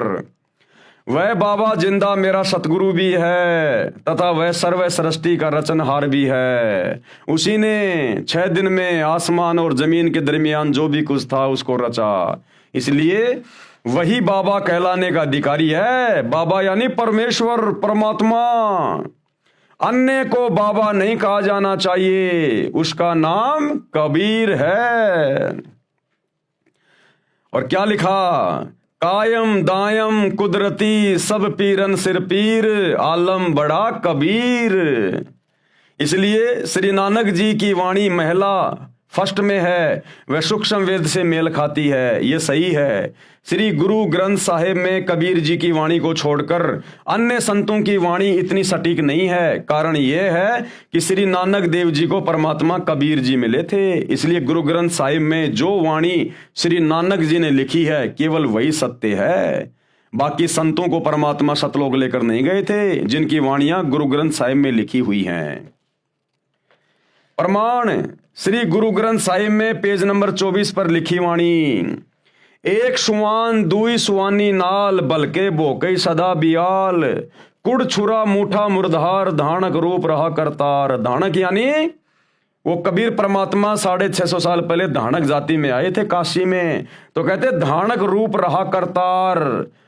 करतार यानी वो परमात्मा, सबको रचने वाला, सबका भगवान। कहते वो तो धानक रूप है, वो कबीर है, वो काशी वाला। तेरा एक नाम तारे संसार मैं एहो आस एहो आधार। नानक जी कह रहे हैं अपने गुरु के बारे में, कबीर जी के बारे में, कि तेरा एक नाम, वो सतनाम जो आपने मुझे दिया 2 मंत्र का, कहते हैं आपका वही एक नाम है जो मुझे पार उतारेगा, मेरा मोक्ष करेगा। मैं उसी की आस लेकर जी रहा हूं, उसी के ऊपर आधारित हूं। तेरा एक नाम तारे संसार मैं एहो आस एहो आधार और धानक रूप कहा करतार। उसी नाम के विषय में सूर असूरा 42 आयत नंबर 1 और 2 ऐन सीन काफ, ये वही नाम है जो गीता जी अध्याय 17 श्लोक 23 में ओम तत् सत, यही है वो सतनाम, उसी के बारे में संकेत किया हुआ है। तेरा एक नाम तारे संसार में एहो आस एहो आधार धानक रूप रहा करतार। फाई सूरत मलुकी वेश ए ठगवाड़ा ठगी देश खरा सियाणा बहुता बार धानक रूप रहा करतार। श्री गुरु ग्रंथ साहिब जी के पेज नंबर 731 पर निम्न वाणी है, नीच जाति परदेसी मेरा, यानी मेरा परदेसी वो सतलोक का निवासी, इस काल के लोक से जो दूसरा लोक है ना उसको कहा है नानक जी ने परदेश। कहते हैं नीच जाति परदेसी मेरा, वो सतलोक का राजा, वो कबीर अल्लाह कबीर, वो काशी में धानक रूप में आया हुआ है। जिस समय धानक जाति को नीची जाति समझा जाता था, तो कह रहे हैं नीच जाति परदेसी मेरा, क्षण आवे क्षण जावे। वो 1 सेकंड में यहां से सतलोक चला जाता है और 1 सेकंड में सतलोक से वापस आ जाता है। और जाकी संगत नानक रहंदा, यानी मैं नानक उसी की शरण में हूं, क्यों कर मुंडा पावे। पेज 721 पर निम्न वाणी लिखी है, एक अरज गुप्तम पेश तोतर कौन करतार हक्का कबीर करीम तू बेऐब परवरदिगार। हक्का यानी सत्य कबीर, अविनाशी कबीर, सच्चा कबीर, करीम यानी अल्लाह, और बेऐब परवरदिगार, बेऐब है वो मेरा परवरदिगार, मेरा अल्लाह कबीर, मेरा गुरु कबीर परमेश्वर, उसमें कोई वैर नहीं, कोई दोष नहीं है उसमें। ये उपरोक्त अमृतवाणी श्री गुरु ग्रंथ साहिब जी की है, जिससे सिद्ध हुआ कि श्री नानक जी को परमात्मा मिले थे, वह कबीर करतार है। यही कबीर करतार जिंदा बाबा के रूप में मुसलमान धर्म के अंतिम पैगंबर हजरत मोहम्मद जी को मिले थे। यही कबीर करतार आदरणीय गरीबदास जी को मिले, धर्मदास जी को मिले। यही कबीर करतार वर्तमान में संत रामपाल जी के रूप में धरती पे आया हुआ है। यही वो कबीर करतार है, अल्लाह कबीर है, जो भक्ति को जीवित रखता है, हम आत्माओं के लिए भटकता रहता है ये परमात्मा। तो भाई और बहनों, ए विलंब, देरी ना करो, सत्संग सुनना शुरू कर दो, विनाशकालीन समय बहुत नजदीक है। वह कबीर करतार है जो काशी में धानक रूप में लीला करने आए थे 650 साल पहले, जो काशी में, बनारस के काशी में लीला करने आए थे। अपने आप को कबीर दास कहा करते थे। संत गरीबदास जी गांव छुडानी, जिला झज्जर, हरियाणा वाले को भी इसी प्रकार जिंदा बाबा के रूप में कबीर परमात्मा मिले थे। उसी प्रकार सचखंड सतलोक लेकर गए थे, फिर वापस छोड़ा था। संत गरीबदास जी ने कहा है, हम सुल्तानी नानक तारे और दादू को उपदेश दिया। तो क्या कह रहे हैं गरीबदास जी कि वही कबीर परमात्मा मुझे मिले, और एक इराक शहर का बलक बुखारे का बादशाह अधम सुल्तान था, अब्राहिम अधम सुल्तान, उसको भी वही कबीर परमात्मा जिंदा बाबा के रूप में मिले। और नानक यानी सिख धर्म के प्रवर्तक श्री नानक जी को भी वही कबीर परमात्मा आके मिले। और दादू दास जी को, दादू जी को भी वही परमात्मा आके मिले, उनको उपदेश दिया। तो कहते हैं, हम सुल्तानी नानक तारे और दादू को उपदेश दिया। और जात जुलाहा, यानी वो काशी के बनारस में जुलाहा जाति में आया हुआ है। जात जुलाहा भेद न पाया, कोई उसके बारे में जान नहीं पाया, वो काशी माही कबीर हुआ। गरीब अनंत कोटि ब्रह्मांड का एक रति नहीं भार, उसी कबीर भगवान ने असंख्य ब्रह्मांड बनाए हुए हैं, सूरज चांद सितारे सब कुछ उसी ने बनाए हुए हैं, और उसके लिए एक रति भी भार नहीं है, वजन नहीं है। उस परमात्मा ने जो ये सृष्टि रची है, इतने बड़े बड़े ब्रह्मांड बना दिए जिनके वजन की कोई काउंटिंग नहीं है, लेकिन उस परमात्मा के लिए रत्ती भर भी वजन नहीं है, रत्ती भर भी वजन। गरीब अनंत कोटि ब्रह्मांड का एक रत्ती नहीं भार, और सतगुरु पुरुष कबीर है कुल के सृजनहार। एकमात्र सतगुरु, सच्चा गुरु, सच्चा ज्ञान देने वाला वही कबीर परमात्मा है। अल्लाहु अकबर, अल्लाहु कबीर। कुल के सृजनहार, पूरे कुल का यानी पूरी सृष्टि का एकमात्र रचने वाला सृजनहार वही है। संत दादू दास जी महाराज को भी परमात्मा जिंदा बाबा के रूप में मिले थे। श्री दादू जी 7 वर्ष की आयु के थे। श्री दादू जी मुसलमान धर्म में थे, ये तेली थे। इनको भी कबीर परमात्मा मिले थे राजस्थान के सांभर में, अजमेर के निकट। कुछ पुस्तकों में उस समय श्री दादू जी की आयु 11 वर्ष लिखी है। गांव से बाहर बच्चों में खेल रहे थे, परमात्मा उन्हें भी बाबा जिंदा के रूप में मिले थे, सतलोक लेकर गए थे। दादू जी भी 3 दिन रात तक अचेत रहे, क्योंकि परमात्मा शरीर से आत्मा को निकाल कर ले गए थे। फिर सचेत हुए तो परमात्मा कबीर जी की महिमा बताने लगे, और क्या कहा, जिन मोको निज नाम दिया, यानी जिस जिंदा बाबा ने, जिस कबीर जी ने मुझे वो सतनाम दिया, सच्चा नाम दिया, सोए सतगुरु हमार, और दादू दूसरा कोई नहीं, वो कबीर सृजनहार। वही कबीर परमात्मा जिसने सारी सृष्टि को रचा है, उसी ने आकर मुझे यहां पर सच्चा ज्ञान दिया, सच्चा नाम दिया। जिन मोकू निज नाम दिया, सोए सतगुरु हमार, और दादू दूसरा कोई नहीं, वो कबीर सृजनहार। दादू नाम कबीर की जय कोई लेवे ओट, यदि कोई उस कबीर परमात्मा का नाम लेकर उसकी शरण में आ जाता, उसकी ओट में आ जाता है, जो कबीर भगवान वर्तमान में सतगुरु रामपाल जी के रूप में हैं। दादू नाम कबीर की जय कोई लेवे ओट, यानी शरण, अरे उनको कभू लागे नहीं काल बजर की चोट। इस काल की, शैतान की उसको फिर कभी चोट नहीं लगेगी। ये शैतान फिर उसे कभी दुखी नहीं कर सकता, जन्म मरण में नहीं डाल सकता, गधा कुत्ता नहीं बना सकता। जो एक बार इस कबीर अल्लाह की शरण में आ जाता है, फिर काल की दाढ़ नहीं गलेगी। संत गरीबदास जी ने कहा है, गरीब दादू को सतगुरु मिले दही पान की पीक, और बूढ़ा बाबा जिसे कहे या दादू की नहीं सीख। गरीब दादू के सिर पर सदा अदली असल कबीर, टक्कर मारी जद मिले फिर सांबर के तीर। संत धर्मदास जी बांधवगढ़ वाले को मिले, यही कबीर भगवान जिंदा बाबा के रूप में आदरणीय धर्मदास जी को बांधवगढ़ वाले को यही कबीर परमात्मा मिले थे जब वो मथुरा में गए हुए थे घूमने के लिए। वो श्री विष्णु जी के पुजारी थे धर्मदास जी, जिन्होंने कबीर सागर लिखा। फिर इस कबीर परमात्मा ने 650 साल पहले जब ये जुलाहा जाति में बनारस के काशी में कबीर दास नाम से आए हुए थे, 120 साल तक परमात्मा ने लीला की, अपना ज्ञान दिया, असंख्य चमत्कार दिए। उसके बाद परमात्मा ने धर्मदास जी के माध्यम से वो 1800 पेज का कबीर सागर लिखवाया, कबीर वाणियां। वे हैं वो धर्मदास जी। संत धर्मदास जी बांधवगढ़ वाले को मिले। महात्मा धर्मदास जी का जन्म पवित्र हिंदू धर्म में गांव बांधवगढ़ मध्य प्रदेश भारत में हुआ था। गुरु जी के आदेश अनुसार यानी कबीर परमात्मा के मिलने से पहले धर्मदास जी ने एक रूपदास नाम का एक वैष्णव संप्रदाय का गुरु बना रखा था। आधी अधूरी भक्ति थी उसके पास में। तो उसने धर्मदास जी को कह रखा था कि आप ऐसे ऐसे तीर्थों की यात्रा किया करो, ऐसे ऐसे दान धर्म किया करो। तो अपने गुरु के आदेश अनुसार धर्मदास जी, जो कि बहुत बड़े सेठ थे, अरबोंपति थे, वो अपने गुरु जी के आदेश से 68 तीर्थों की यात्रा पर घर से निकले हुए थे और मथुरा में गए हुए थे। गुरु जी के आदेश अनुसार तीर्थों का भ्रमण करते हुए धर्मदास जी मथुरा में पहुंचे तो समर्थ परमात्मा, कादिर खुदा, ये कबीर भगवान जिंदा महात्मा के रूप में मिले थे। धर्मदास जी को भी परमात्मा यानी अल्लाह कबीर सतलोक लेकर गए थे और धर्मदास जी को भी परमात्मा सतलोक लेकर गए थे। 3 दिन रात तक धर्मदास जी भी श्री नानक देव जी की तरह परमात्मा के साथ आकाश मंडल में यानी सतलोक में रहे।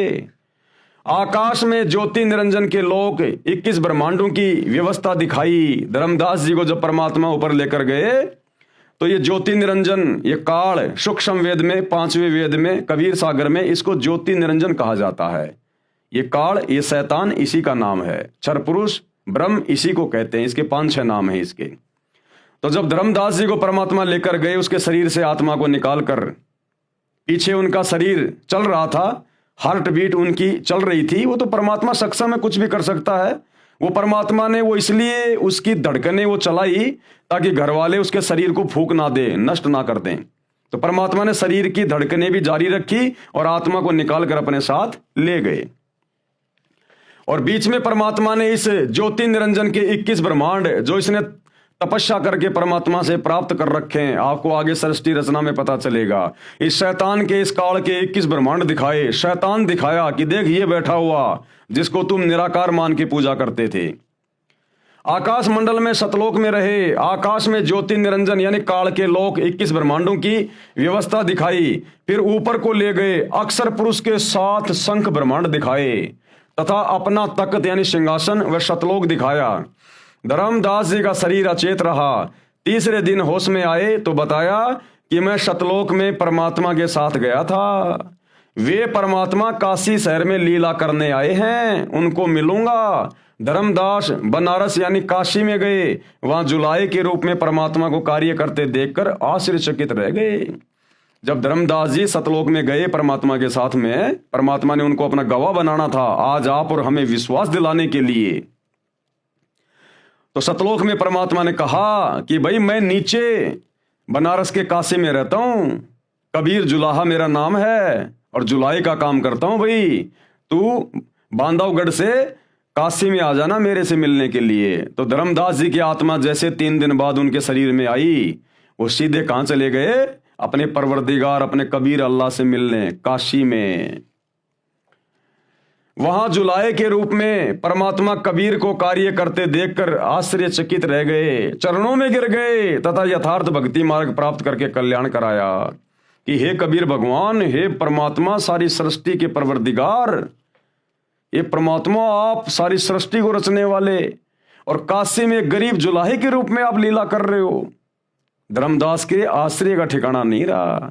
भाई और बहनों, ये समर्थ परमात्मा है, ये ऐसी लीला करता है, इसको हर कोई जान नहीं पाता। ये शैतान भी धोखे में रहता है जब ये परमात्मा संत रूप में धरती पे आता है। इसलिए ये कबीर भगवान, इसको कोई पहचान नहीं सकता। ये जिन जिन आत्माओं पे दया करेगा, रजा करेगा, वही आत्माएं इनको पहचान सकती हैं, इनके सत्संग सुन सकती हैं।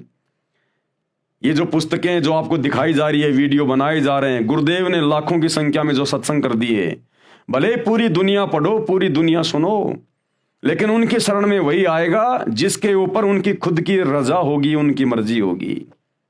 इसलिए सौभाग्य होगा उन हिंदू, मुस्लिम, सिख, ईसाई भाई बहनों का जो गुरुदेव के सत्संग सुनकर या हमारे जैसे उनके कुत्ते जो भौंक रहे हैं उनकी महिमा में आप लोगों को जगा रहे हैं, इन पुस्तकों को देखकर पढ़कर यदि कोई उनके सत्संग सुनना शुरू कर दे और समझ में आ जाए और अपने परिवरदिगार पर ईमान लेके आ जाए, उनसे उपदेश लेके भक्ति शुरू कर दे, तो उसका कल्याण संभव है। वरना यहाँ आप चाहे कितने बड़े मुल्ला मौलवी हैं, चाहे ब्रह्मा विष्णु महेश क्यों ना है आप है, ये ब्रह्मा विष्णु महेश भी जब इनकी भक्ति समाप्त होगी इनको इनके पदों से नीचे गिराया जाएगा। जिस प्रकार भारत देश का प्रधानमंत्री जब चुनाव हार जाता है तो प्रधानमंत्री के पद से नीचे गिरा दिया जाता है, फिर आम आदमी की तरह रहता है। इसी प्रकार ब्रह्मा विष्णु महेश इस पृथ्वी लोक पर भक्ति करके आज वो ब्रह्मा विष्णु महेश बने हुए हैं। जिस दिन उनकी भक्ति समाप्त उनको ये काल नरक में ठोकेगा, गधा कुत्ता सुअर बनाएगा, 84 में डालेगा। ये ऐसे दुर्गति करता है तो आप और हमारी 2 कोटि के जीवों की क्या औकात है जो भक्ति नहीं करी तो हमारे साथ में क्या होगा, विचार कर लेना इन बातों का। वहां जुलाहे के रूप में परमात्मा को कार्य करते देखकर आश्चर्यचकित रह गए, चरणों में गिर गए तथा यथार्थ भक्ति मार्ग प्राप्त करके कल्याण करवाया। हजरत मोहम्मद जी को भी परमात्मा मक्का में जिंदा महात्मा के रूप में मिले थे। यही कबीर परमात्मा जिंदा महात्मा के रूप में अपनी आत्माओं के लिए भटकता रहता है। और हजरत मोहम्मद जी को भी जब हजरत मोहम्मद जी मक्का गए हुए थे हज करने के लिए तो वहां पर मिले थे हजरत मोहम्मद जी को जिंदा बाबा के रूप में, और उनको वहीं सतलोक लेकर गए थे। उनको सब कुछ बताया, सब कुछ दिखाया, ज्ञान समझाया कि ऐ मोहम्मद तू तो शैतान की भक्ति में उलझा हुआ है, तू जन्म मरण के चक्कर से बाहर नहीं निकल सकता, गधा कुत्ता बनने से नहीं बच सकता, तू काल की शैतान की भक्ति कर रहा है। और जिंदा बाबा के रूप में कबीर जी ने हज करने गए हजरत मोहम्मद जी को पूरा ज्ञान बताया और अपने साथ जैसे नानक जी की आत्मा को ले गए और धर्मदास जी की आत्मा को लेकर गए, ऐसे ही हजरत मोहम्मद जी को परमात्मा सतलोक ले गए थे। सब कुछ दिखाया, शैतान दिखाया, सब कुछ दिखाया, लेकिन हजरत मोहम्मद जी ने उनकी बात को स्वीकार नहीं किया। कलमा तो ले लिया, मंत्र तो ले लिया, अल्लाहु कबीर अल्लाहु कबीर, लेकिन मान बढ़ाई में, क्योंकि हजरत मोहम्मद जी के उस समय लाखों की संख्या में फॉलोवर हो गए थे, जिस कारण से हजरत मोहम्मद जी का मन ऊपर नहीं लगा और उस आत्मा ने वहां रहना स्वीकार नहीं किया। फिर वापस उस कबीर परमात्मा ने, अल्लाहु कबीर ने, जो जिंदा रूप में उनको काबा में मिले थे, उनको वापस छोड़ दिया। इसलिए तो हजरत मोहम्मद जी को काल कह रहा है सूरत फुरकानी 25 आयत नंबर 52 से 59 में कि ऐ हजरत तुझे जो जिंदा मिला था, जो चैतन्य मिला था, जो कभी मरने वाला नहीं है, वो जिंदा बाबा के रूप में जो तुझे काबा में मिला था, जिसने 6 दिन में आसमान और जमीन के दरमियान जो भी कुछ था वो बनाया और 7वें दिन तख्त पे जा विराजा, उसकी जानकारी किसी बाखबर से जा पूछ कि उसकी भक्ति से मोक्ष होगा। मैं कंप्लीट अल्लाह नहीं हूं, मैं तो डुप्लीकेट हूं। वो है ओरिजिनल सुप्रीम गॉड जो हजरत मोहम्मद जी को जिंदा बाबा के रूप में जब वो हज करने गए थे तो काबा में मिले थे और सारी बातें समझाई थी कि भैया इन मंदिरों में धक्के खाने से कुछ नहीं मिलेगा, ये तो महादेव का मंदिर है, एक हिंदू राजा ने बनवाया था, ये मुसलमान जिसे अपना ये मक्का मदीना कहते हैं, ये काबा कहते हैं, ये तो शंकर जी का मंदिर है, वहां तो शैतान की पूजा होती है, काल की पूजा। सब कुछ समझाया था हजरत मोहम्मद जी को कि यहां धक्के खाने से कुछ नहीं मिलेगा। हजरत मोहम्मद जी को भी परमात्मा यानी वही कबीर परमेश्वर जो आज सतगुरु रामपाल जी के रूप में आए हुए हैं, मक्का में जिंदा महात्मा के रूप में मिले थे। जिस समय नबी मोहम्मद काबा मस्जिद में हज के लिए गए हुए थे तथा उनको अपने लोक में ले गए जो एक ब्रह्मांड में राजदूत भवन बना हुआ है, यानी इसी 21 ब्रह्मांड में कबीर परमात्मा ने अपना एक मिनी सतलोक बना रखा है। जिस प्रकार प्रत्येक देश में और हर एक देश का राजदूत भवन होता है, इसी प्रकार इस 21 ब्रह्मांड में शैतान के लोक में उस कबीर परमात्मा ने सूक्ष्म रूप में अपना एक मिनी सतलोक सचखंड बना रखा है। वहां लेके गए थे हजरत मोहम्मद जी को कि अगर ये भी मेरी बात मान जाएगा, मेरे ज्ञान को स्वीकार कर लेगा, तो फिर मैं इसको सही भक्ति देके फिर इसको सतलोक भी ले जाऊंगा, लेकिन वो नहीं रहे वहां। परमात्मा कबीर जी ने हजरत मोहम्मद जी को समझाया तथा अपना ज्ञान सुनाया, परंतु हजरत मोहम्मद जी ने परमात्मा के ज्ञान को नहीं स्वीकारा और ना सतलोक में रहने की इच्छा व्यक्त की। इसलिए हजरत मोहम्मद को वापस शरीर में भेज दिया। उस समय हजरत मोहम्मद जी के कई हजार मुसलमान अनुयायी बन चुके थे। अहंकार में फूल गया था, मान बढ़ाई आ गई थी। उनकी महिमा संसार में पूरी गति से फैल रही थी और कुरान के ज्ञान को सर्वोत्तम मान रहे थे। संत गरीबदास जी ने बताया कि कबीर परमेश्वर जी मोहम्मद साहिब जी को ऊपर लोक में ले गए, परंतु वहां नहीं रहा। गरीबदास जी ने कहा है कि कबीर परमेश्वर जी ने बताया है, हम मोहम्मद को सतलोक दीप ले गयो और इच्छा रूपी वहां नहीं रहो, यानी वहां हजरत मोहम्मद जी नहीं रहे। और रोजा बंग नमाज दई रे, बिस्मिल की नहीं बात कही रे। जब कबीर परमात्मा हजरत मोहम्मद जी को ऊपर ले गए अपने मिनी सतलोक में, तो कबीर परमात्मा कह रहे हैं कि मैंने हजरत मोहम्मद जी को बिस्मिल करने की बात नहीं कही, बिस्मिल का आदेश नहीं दिया, मांस खाने का आदेश नहीं दिया। क्या आदेश दिया था इस कबीर परमात्मा ने हजरत मोहम्मद जी को? रोजा बंग और नमाज दई रे, ये करने के लिए कहा था मैंने। बिस्मिल की नहीं बात कही रे, मांस खाने का आदेश नहीं दिया। मारी गऊ शब्द के तीरम। देखो भाई और बहनों, ये इतना दयालु भगवान है। शैतान ने तो कुछ देना ही नहीं था हजरत मोहम्मद को, खाली उल्टा ज्ञान देना था। ये रोजा बंग और नमाज का आदेश भी इसी कबीर परमात्मा सतगुरु रामपाल जी ने हजरत मोहम्मद जी को 1400 साल पहले दिया था, क्योंकि मालिक को पता था कि अभी इनको धर्म से जोड़ के रखना है। जब तक ये वर्तमान का समय नहीं आना था, ये वर्तमान का कलयुग की पिछली पीढ़ी का समय, ये मोक्ष मार्ग है, तो 1400 साल पहले हजरत मोहम्मद जी क्या करते? ये शैतान तो सबको नास्तिक बना देता, भक्ति और भगवान से कोसों दूर कर देता। ये तो भक्ति से धर्म का नामो निशान मिटा देता, धार्मिकता का। इसलिए कबीर परमात्मा मालिक को पता था कि ये शैतान इस आत्मा को भ्रमित करेगा और अपना जाल फैलाएगा, सबको नास्तिक बनाएगा। तो ये कबीर परमात्मा अल्लाह कबीर भी हजरत मोहम्मद जी को मिले जब वो हज करने गए थे मक्का में। उनकी आत्मा को ऊपर ले गए मिनी सतलोक में, और परमात्मा ने उसको फिर आदेश दे दिया कि 5 समय की नमाज कर और ये रोजे वगैरह कर, ये बंग वगैरह, ये आदेश दिया था ताकि 1400 साल तक हजरत मोहम्मद जी के माध्यम से एक पंथ शुरू हो जाएगा और लोग कम से कम मेरे द्वारा बताई गई ये छोटी मोटी साधना करते रहेंगे, तो इनको मनुष्य जन्म मिलते रहेंगे और मनुष्य जन्म मिलते रहेंगे, इनके अंदर धर्म के प्रति धार्मिकता रहेगी। तो फिर कलयुग की पिछली पीढ़ी में 1997 के बाद फिर मैं इनको अपनी जानकारी देकर, जब मैं संत रूप में आऊंगा, संत रामपाल रूप में आऊंगा, उस समय फिर मैं इन आत्माओं को अपनी शरण में ले लूंगा, अपना संदेशा इन तक पहुंचा दूंगा। तो ये सारी दयालुता इस कबीर भगवान की है। तब कहीं जाकर ये मुसलमान धर्म चल रहा है, ये ईसाई धर्म चल रहा है। अगर ईसा मसीह की मौत के बाद, जैसे ईसा मसीह की दुर्गति से मौत हुई, कितना तड़पा तड़पा के शरीर में कीले ठोक ठोक के उनको मारा गया, ईसा मसीह की मौत के बाद इसी कबीर भगवान ने, अल्लाह कबीर ने ईसा मसीह का रूप बनाया और 40 दिन तक रहे, चमत्कार किए। मरियम के भाई लाजर को मुर्दे से जिंदा किया। अगर परमात्मा हजरत ईसा का रूप बना के प्रकट ना होते और वो चमत्कार ना करते 40 दिन तक, तो जिस प्रकार से शैतान ने हजरत ईसा को मृत्यु दंड दिलवाया, उसकी दुर्गति को देखकर आज कोई भी व्यक्ति भक्ति नहीं करता, आज कोई भी ईसाई नहीं होता।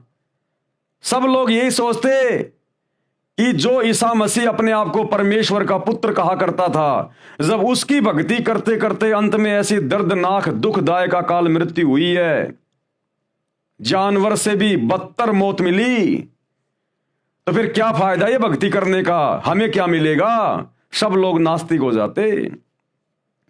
ये शैतान का षड्यंत्र था, ये पूरे समाज को नास्तिक करने का। लेकिन ये कबीर अल्लाह, ये दयालु परमात्मा, इसने फिर हजरत ईसा का रूप बनाया और 40 दिन तक इसने चमत्कार किए, लोगों में भक्ति और भगवान के प्रति आस्था को बनाया। तब कहीं जाकर आज ये ईसाई धर्म एक नंबर पे बना हुआ है। लेकिन अब वो परमेश्वर अल्लाह कबीर स्वयं धरती पे आ गया अपनी ओरिजिनल भक्ति लेके, मोक्ष का मार्ग लेकर।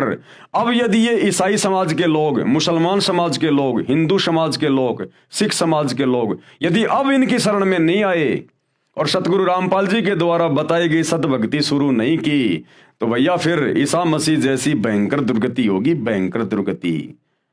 और मरने के बाद तो फिर ये शैतान 84 लाख योनियों में ठोकेगा, गधा कुत्ता शुअर बनाएगा, फिर भयंकर दुर्गति हो जाएगी। तो धार्मिकता को भी ये परमात्मा बना के रखता है।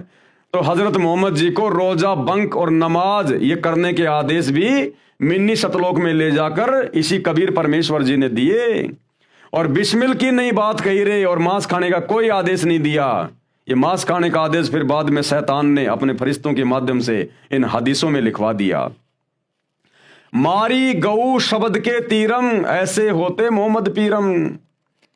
हजरत मोहम्मद जी ने एक बार अपने शब्द से, अपने वचन से एक गाय को मार दिया था। तलवार से नहीं मारा, काटा नहीं था, खाने के लिए नहीं, अपनी शक्ति को प्रदर्शित करने के लिए अपने शब्द से, अपने वचन से, अपने भक्ति से गाय को मार दिया।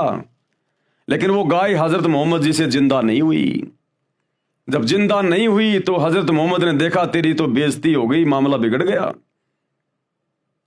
उसके बाद उसको वो बात याद आई जो कबीर परमात्मा ने उसको बताई थी जब सतलोक लेकर गए थे कि ऐ हजरत मोहम्मद, ये कलमा मैं तेरे को दे रहा हूं, इसका जाप किया कर, अल्लाह कबीर अल्लाह कबीर अल्लाह कबीर। और जब कभी तेरे ऊपर कोई आपत्ति आ जाए तू ये मंत्र बोल के मुझे याद करना, मैं सूक्ष्म रूप में तेरे सामने आ जाऊंगा तेरी मदद के लिए, केवल तेरे को दिखाई दूंगा। तो जब गाय उसने मार दी और बाद में वो जीवित हुई नहीं, हजारों आदमी वहां खड़े हुए हैं। अब हजरत मोहम्मद ने देखा भैया बड़ी मुश्किल से तो ये मुसलमान मैंने तैयार किए हैं और ये तो सारा मामला खराब हो जाएगा, बेइज्जती हो जाएगी, नास्तिक हो जाएंगे सब लोग। उस समय हजरत मोहम्मद जी गुफा में जाकर रोए और बोलने लगे अल्लाह कबीर अल्लाह अकबर अल्लाह कबीर अल्लाह अकबर। तब वो कबीर परमात्मा सूक्ष्म रूप में प्रकट हुए, केवल हजरत मोहम्मद जी को दिखाई दे रहे थे और कहा कि हजरत मोहम्मद, मैं इस गाय को जिंदा कर रहा हूं, लेकिन जिंदा करता हुआ तू दिखाई देगा। ये परमात्मा महिमा का भूखा नहीं है, ये मान बढ़ाई का भूखा नहीं है, ये तो आत्माओं को धर्म से जोड़ के रखना चाहता है। तो फिर उस कबीर परमात्मा ने अपने वचन से सूक्ष्म रूप में गाय को जिंदा किया और लोगों को लगा कि हमारे पीर ने, हमारे नबी ने गाय को जिंदा कर दिया और महिमा बन गई हजरत मोहम्मद जी की। मारी गऊ शब्द के तीरम, यानी शब्द से वो गाय मारी हजरत मोहम्मद ने। ऐसे होते मोहम्मद पीरम, वो तो ऐसी नेक आत्मा थी, उसने कभी खाने के लिए गाय नहीं मारी, बकरी नहीं मारी, मुर्गा नहीं मारा उसने। वो तो बहुत ही दयालु आत्मा थी। शब्द फिर जीवाई और फिर वापस अपने वचन से उसको जिंदा किया। किसने? उस कबीर भगवान ने। जीव राख्या मांस नहीं बाख्या, उसको काट के खाया नहीं। ऐसे पीर मोहम्मद भाई, वो तो ऐसी नेक आत्मा, ऐसी पाक और पवित्र आत्मा थी, उसने गाय को शब्द से मार के वापस जिंदा कर दिया। करने वाले तो परमात्मा थे, महिमा उनको दी जा रही है। लेकिन उसके बाद उन्होंने गाय को खाया नहीं, अपनी जिंदगी में नहीं खाया उन्होंने, कभी कोई जानवर नहीं खाया। और जो उनके 1,80,000 जो उनके फॉलोवर थे, उन्होंने कभी गाय को हाथ नहीं लगाया। वो तो ऐसे नेक और पाक थे। ये आज का मुसलमान कहां हजरत मोहम्मद की रीस करेगा? ये नाम लेता है हजरत मोहम्मद का और बकरे काट काट के खा रहा है, हरी सब्जियों की तरह मांस खा रहा है। ये तो अपने नबी की तौहीन कर रहा है, अपने नबी की तौहीन। मारी गऊ ले शब्द तलवार, जीवित हुई नहीं अल्लाह से करी पुकार। शब्द से, वचन से हजरत मोहम्मद जी ने उस गाय को मारा, शब्द रूपी तलवार से, ना कि लोहे की तलवार से। और जीवित हुई नहीं, अल्लाह से करी पुकार। अल्लाह अकबर बोल के, अल्लाह कबीर बोल के वो कलमा पढ़ा फिर, और कबीर परमेश्वर को याद किया। तब हमो, यानी मुझको मोहम्मद ने याद किया रे, शब्द स्वरूप हम बेग गया रे। अल्लाह अकबर बोल बोल के हजरत मोहम्मद ने हमें याद किया। और कबीर परमेश्वर कहते हैं तब हम वहां पर सूक्ष्म रूप में हजरत मोहम्मद के सामने प्रकट हुए। तब हमों यानी मुझको मोहम्मद ने याद किया रे, शब्द स्वरूप हम बेग गया रे, तुरंत पहुंच गए। मुई गऊ हमने तुरंत जिवाई, मुई यानी वो मरी हुई गाय हमने तुरंत जिंदा कर दी सूक्ष्म रूप में। तब मोहम्मद के निश्चय आई, तब मोहम्मद को विश्वास हुआ कि ये अल्लाह जो मुझे जिंदा बाबा के रूप में मिला था, जो मुझे सतलोक लेकर गया था, ये वास्तव में अल्लाह कबीर है, ये समर्थ है, यही परमात्मा है। तब मोहम्मद के निश्चय आई, तुम कबीर अल्लाह दरवेशा, ये कबीर परमात्मा तुम ही अल्लाह हो जो दरवेश रूप में साधु संत के रूप में आते हो। तुम कबीर अल्लाह दरवेशा, मोमिन मोहम्मद का गया अंदेशा। उस मुसलमान मोहम्मद का पूरा अंदेशा समाप्त हो गया, सारी शंका समाप्त हो गई कि ओरिजिनल अल्लाह कौन है। कहा मोहम्मद सुन जिंदा साहिब, हजरत मोहम्मद ने क्या कहा, सुन जिंदा साहिब, ये कबीर भगवान जिंदा बाबा, तुम अल्लाह कबीर और सब नायब, केवल तुम ही एकमात्र अल्लाह कबीर हो, बाकी सब नायब हैं, नीचे नीचे हैं, सब नौकर हैं बाकी सब। यानी उस शैतान को भी हजरत मोहम्मद ने डुप्लीकेट साबित कर दिया जिसने कुरान शरीफ का ज्ञान दिया था। क्या कह रहे हैं उस जिंदा बाबा को, अल्लाह कबीर को, तुम अल्लाह कबीर और सब नायब और सब तुमसे नीचे हैं। कुरान शरीफ की सूरत फुरकानी 25 आयत नंबर 52 से 59 में भी है। कुरान शरीफ के ज्ञानदाता को, कुरान शरीफ के ज्ञानदाता को यानी डुप्लीकेट अल्लाह को हजरत मोहम्मद तथा मुसलमान धर्म के सभी श्रद्धालु अपना खुदा मानते हैं, उसी को पूर्ण परमात्मा भी मानते हैं। इन 52 से 59 आयतों में कुरान ज्ञानदाता ने यानी उस शैतान ने कहा है कि ए पैगंबर हजरत मोहम्मद, जो कुरान की आयतों में मैंने तुझे जो ज्ञान दिया है, तू उस पर अडिग रहना, दृढ़ रहना। अल्लाह कबीर है, इबादत कबीरा, वो अल्लाह कबीर है इबादत के योग्य। और ये काफिर, ये बाकी मुसलमान, बाकी लोग उस अल्लाह पर, उस कबीर अल्लाह पर विश्वास नहीं करते। तुम इनकी बातों में मत आना, इनके साथ संघर्ष करना यानी जिहाद करना। जिहाद का मतलब होता है संघर्ष करना, मारना काटना नहीं होता जिहाद का मतलब। इनके साथ संघर्ष करना, झगड़ा नहीं करना। हे पैगंबर, ये कबीर नामक परमात्मा है जिसने किसी को बेटा, बहू, सास, ससुर व नाती बनाया है। कौन कह रहा है हजरत मोहम्मद को ये सारी बातें? वो डुप्लीकेट अल्लाह जिसको मुसलमान समाज अपना अल्लाह मानता, अपना खुदा मानता है, वो शैतान उस बड़े अल्लाह कबीर के बारे में बता रहा है। क्या कह रहा है? हे पैगंबर, यह कबीर नामक परमात्मा है जिसने किसी को बेटा, बहू, सास, ससुर व नाती बनाया है। तुम उस जिंदा पर भरोसा रखना जो तुझे जिंदा बाबा के रूप में मिला था ना काबा में, उस जिंदा पर भरोसा रखना जो तुझे काबा में मिला था। वह वास्तव में अविनाशी परमात्मा है, अविनाशी, वो कभी मरने वाला नहीं है। वह अपने बंदों यानी भक्तों के गुनाहों यानी पापों को क्षमा कर देता है। कैसे? जब वो धरती पर आता है संत रूप में, दरवेश रूप में, मुर्शिद रूप में, और जब कोई उससे उपदेश ले लेता है तो वो अपनी भक्ति से, अपने सत भक्ति मंत्रों से, अपने आशीर्वाद से उसके पिछले सारे पापों को नष्ट कर देता है। तो भाई आज वही दरवेश, वही अल्लाह कबीर सतगुरु रामपाल जी के रूप में धरती पे प्रकट है। उनसे उपदेश लोगे तो ही पाप कटेंगे, नहीं तो नहीं कटने वाले, चाहे कितनी साधना कर लो। और आने वाला समय महाविनाश का है मेरे भाई। जो पुण्य थे वो सबके समाप्त हो लिए, ये कलयुग चल रहा है। बचे पाप कर्म, पाप कर्मों के कारण आएंगे कष्ट, दुख, तकलीफें। तो आने वाले 4 से 5 साल महाविनाशक हैं। अगर समय रहते संत रामपाल जी के सत्संग सुनकर उनके शरण में आ गए तो बचाव है, नहीं भाई साहब भाड़े के भाव जाओगे।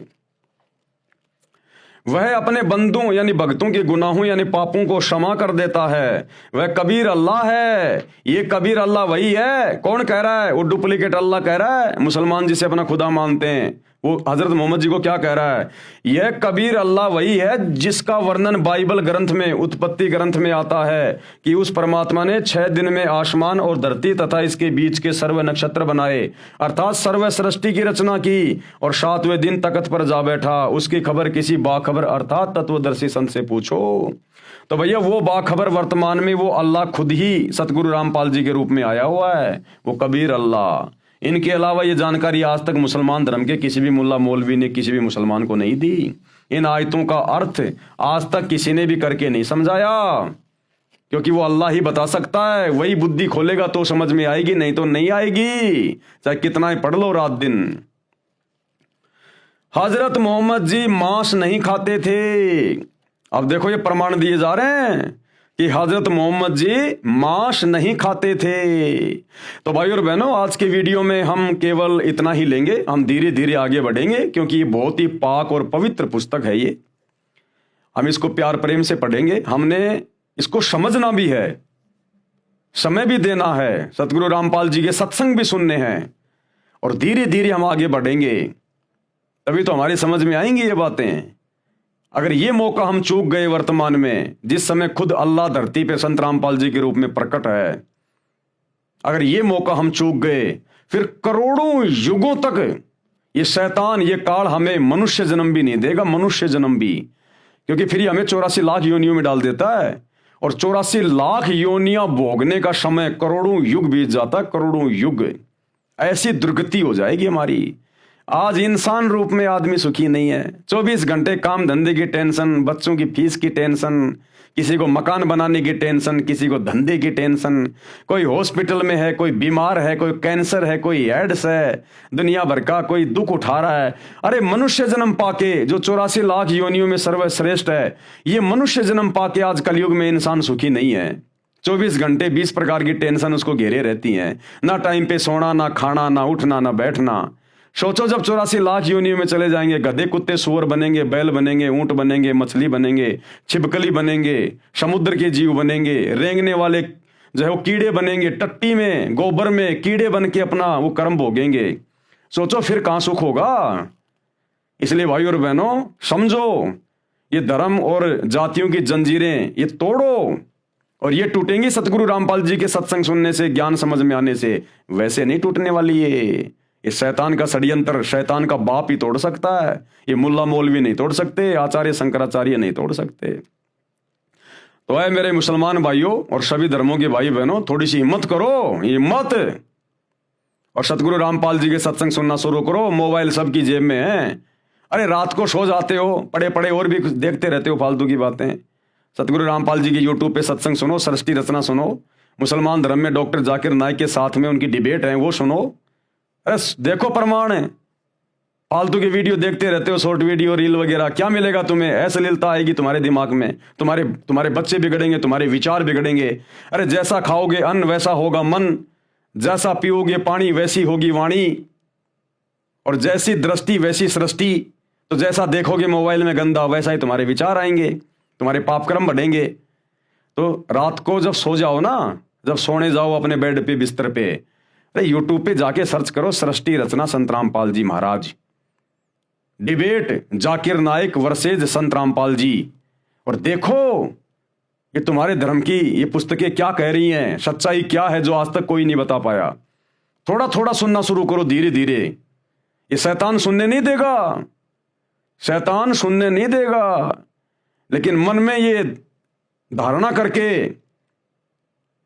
कि हे अल्लाह, सब लोग आपकी इतनी महिमा गा रहे हैं कि आज आप धरती पे आए हुए हो, यदि वास्तव में आप धरती पे आए हुए हो संत रामपाल जी के रूप में, तो शैतान से मेरी बंधन छुड़वाओ, इस दज्जाल से, इस शैतान से, इस काल से मुझे मुक्त करो, कि मैं आपके सत्संग सुन सकूं, मेरे ऊपर रहम करो अरदास। फिर देखो तुम्हें समय देगा परमात्मा।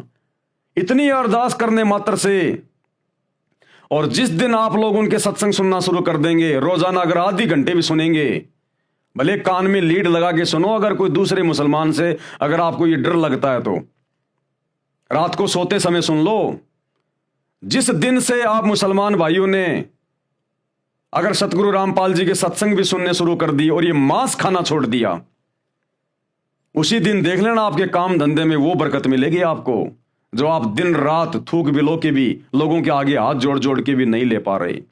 ये वो बरकत देना शुरू कर देगा ये परमात्मा। बस मांस खाना छोड़ो और संत रामपाल जी के सत्संग सुनो, और 1 महीना सत्संग सुनो, 1 महीना। उसके बाद तुम्हें लगे कि मैंने इनके शरण में जाना चाहिए तो ठीक है, नहीं तो भैया अपना वो काम करते रहो जो तुम कर रहे हो, तुम्हें कोई मना नहीं कर रहा। एक बार आजमा के तो देखो, प्रैक्टिकल तो देखो। अरे तुम्हारी क्या यारी दोस्ती रिश्तेदारी थी भाई, तुम्हारे माँ बाप ने जो भक्ति साधना की तुमने देखा, तुम भी वही करने लग गए। अगर कोई मुसलमान हिंदू धर्म में होता, भाई आजकल जैसे बहुत सारी लड़कियां हैं बच्चे पैदा करके छोड़ जाती हैं शादी से पहले। सोचो किसी मुसलमान धर्म की लड़की ने बच्चे पैदा करके किसी पार्क में छोड़ दिया और वो बच्चा कोई हिंदू ले गए अपने घर पे। वो पैदा हुआ मुसलमान धर्म की औरत से और आगे उसका पालन पोषण हुआ एक हिंदू परिवार में, तो वो लड़का तो वही करेगा जो हिंदू परिवार करेगा। वो लड़का तो वही सब कुछ करेगा जो वो हिंदू परिवार करेगा, वही भक्ति करेगा, वही सारा सब कुछ करेगा। तो जैसा आप लोगों ने अपने बाप दादा से, अपने पिताजी से, अपने परिवार में बचपन से देखा है, आप वही तो भक्ति करने लग गए। और आपको क्या पता था कौन अल्लाह है, क्या भक्ति है, क्या कुछ नहीं है। अगर आपके माता पिता मांस नहीं खा रहे होते तो आप भी नहीं खाते। आपके माता पिता जब से आपने आंख खोली वो मांस खाते हुए दिखाई दिए, तो आपके लिए तो हरी सब्जी हो गई मांस। तो थोड़ा सा अपने शास्त्रों को भी देखो भाई, माता पिता के हिसाब से चलने से बात नहीं बनेगी, थोड़ा शास्त्रों के हिसाब से चलो, क्योंकि भक्ति का विधान शास्त्रों में है, माता पिता के पास नहीं होता। तो एक बार शुरू करो सत्संग सुनना भाई और बहनों, नहीं तो बहुत बहुत भयंकर दुर्गति करवा बैठोगे, बहुत भयंकर यहां भी, और मरने के बाद तो शैतान 84 लाख योनियों में और नरक में डालेगा। वो किसी के साथ भेदभाव नहीं करता, वो हिंदू मुसलमान सिख ईसाई नहीं देखता, वो देखता है भक्ति और कर्म। और भक्ति और कर्म के मामले में पूरा मुसलमान समाज, पूरा हिंदू समाज डूबा हुआ है। तो हमारी प्रार्थना है, विनती आप लोगों से, इस पुस्तक के ऊपर अभी तक ये 5वां वीडियो है, तकरीबन 35-40 वीडियो बनेंगे। अगर आप देख लोगे, और खाली ये मेरे वीडियो देखने से बात नहीं बनेगी, सतगुरु रामपाल जी के सत्संग सुनना शुरू करो। उनकी आवाज में, उनके वचन में वो शक्ति है, वो पावर है। वो अंदर जाकर रिएक्शन करना शुरू करेगी उनकी आवाज। वो पूर्ण संत है, अल्लाह कबीर है, उनके वचन में पावर है, शब्द में। तुम्हारा हृदय परिवर्तन कर देगी, चेंज कर देगी। तभी तो तुम्हारे घर में, तुम्हारे धंधे में वो बरकत दिखाई देगी तुम्हें, जब उनके सत्संग सुनना शुरू करोगे। काम धंधे पे, अगर काम धंधा तुम्हारा जहां भी है, व्यापार बिजनेस दुकान, वहां अगर तुम सत्संग सुनोगे तो वहां तुम्हें बरकत मिलेगी। घर में सत्संग सुनोगे, तुम्हारे घर में जो है वो बरकत मिलेगी। कोई बीमार है वो स्वस्थ होना शुरू हो जाएगा। घर में लड़ाई झगड़ा है, धीरे धीरे ठीक होना शुरू हो जाएगा। एक बार शुरू तो करो, देखो तो सही, आजमा लो, क्या दिक्कत है। कोई पैसे थोड़ी लग रहे हैं, जेब में तुम्हारे मोबाइल है, खाली सत्संग सुनने यूट्यूब पे जाके एक बार देख लो प्रैक्टिकल करके, महीना 2 महीना, कोई बात बने तो ठीक है, नहीं तो फिर ठीक है, काटते रहो अपने बकरे मुर्गे जैसा भी तुम कर रहे हो भाई। तो हमारी तो इतनी सी अरदास है, इतनी सी विनती है। तो आज के वीडियो में केवल इतना ही। कल रात्रि 8 बजे सभी भाई बहन फिर से लाइव जुड़िए। तब तक ये कबीर परमात्मा सतगुरु रामपाल जी भगवान हम सबको आज्ञा दें, इजाजत दें, आशीर्वाद दें। बंदी छोड़ अल्लाह कबीर सतगुरु रामपाल जी भगवान की जय हो।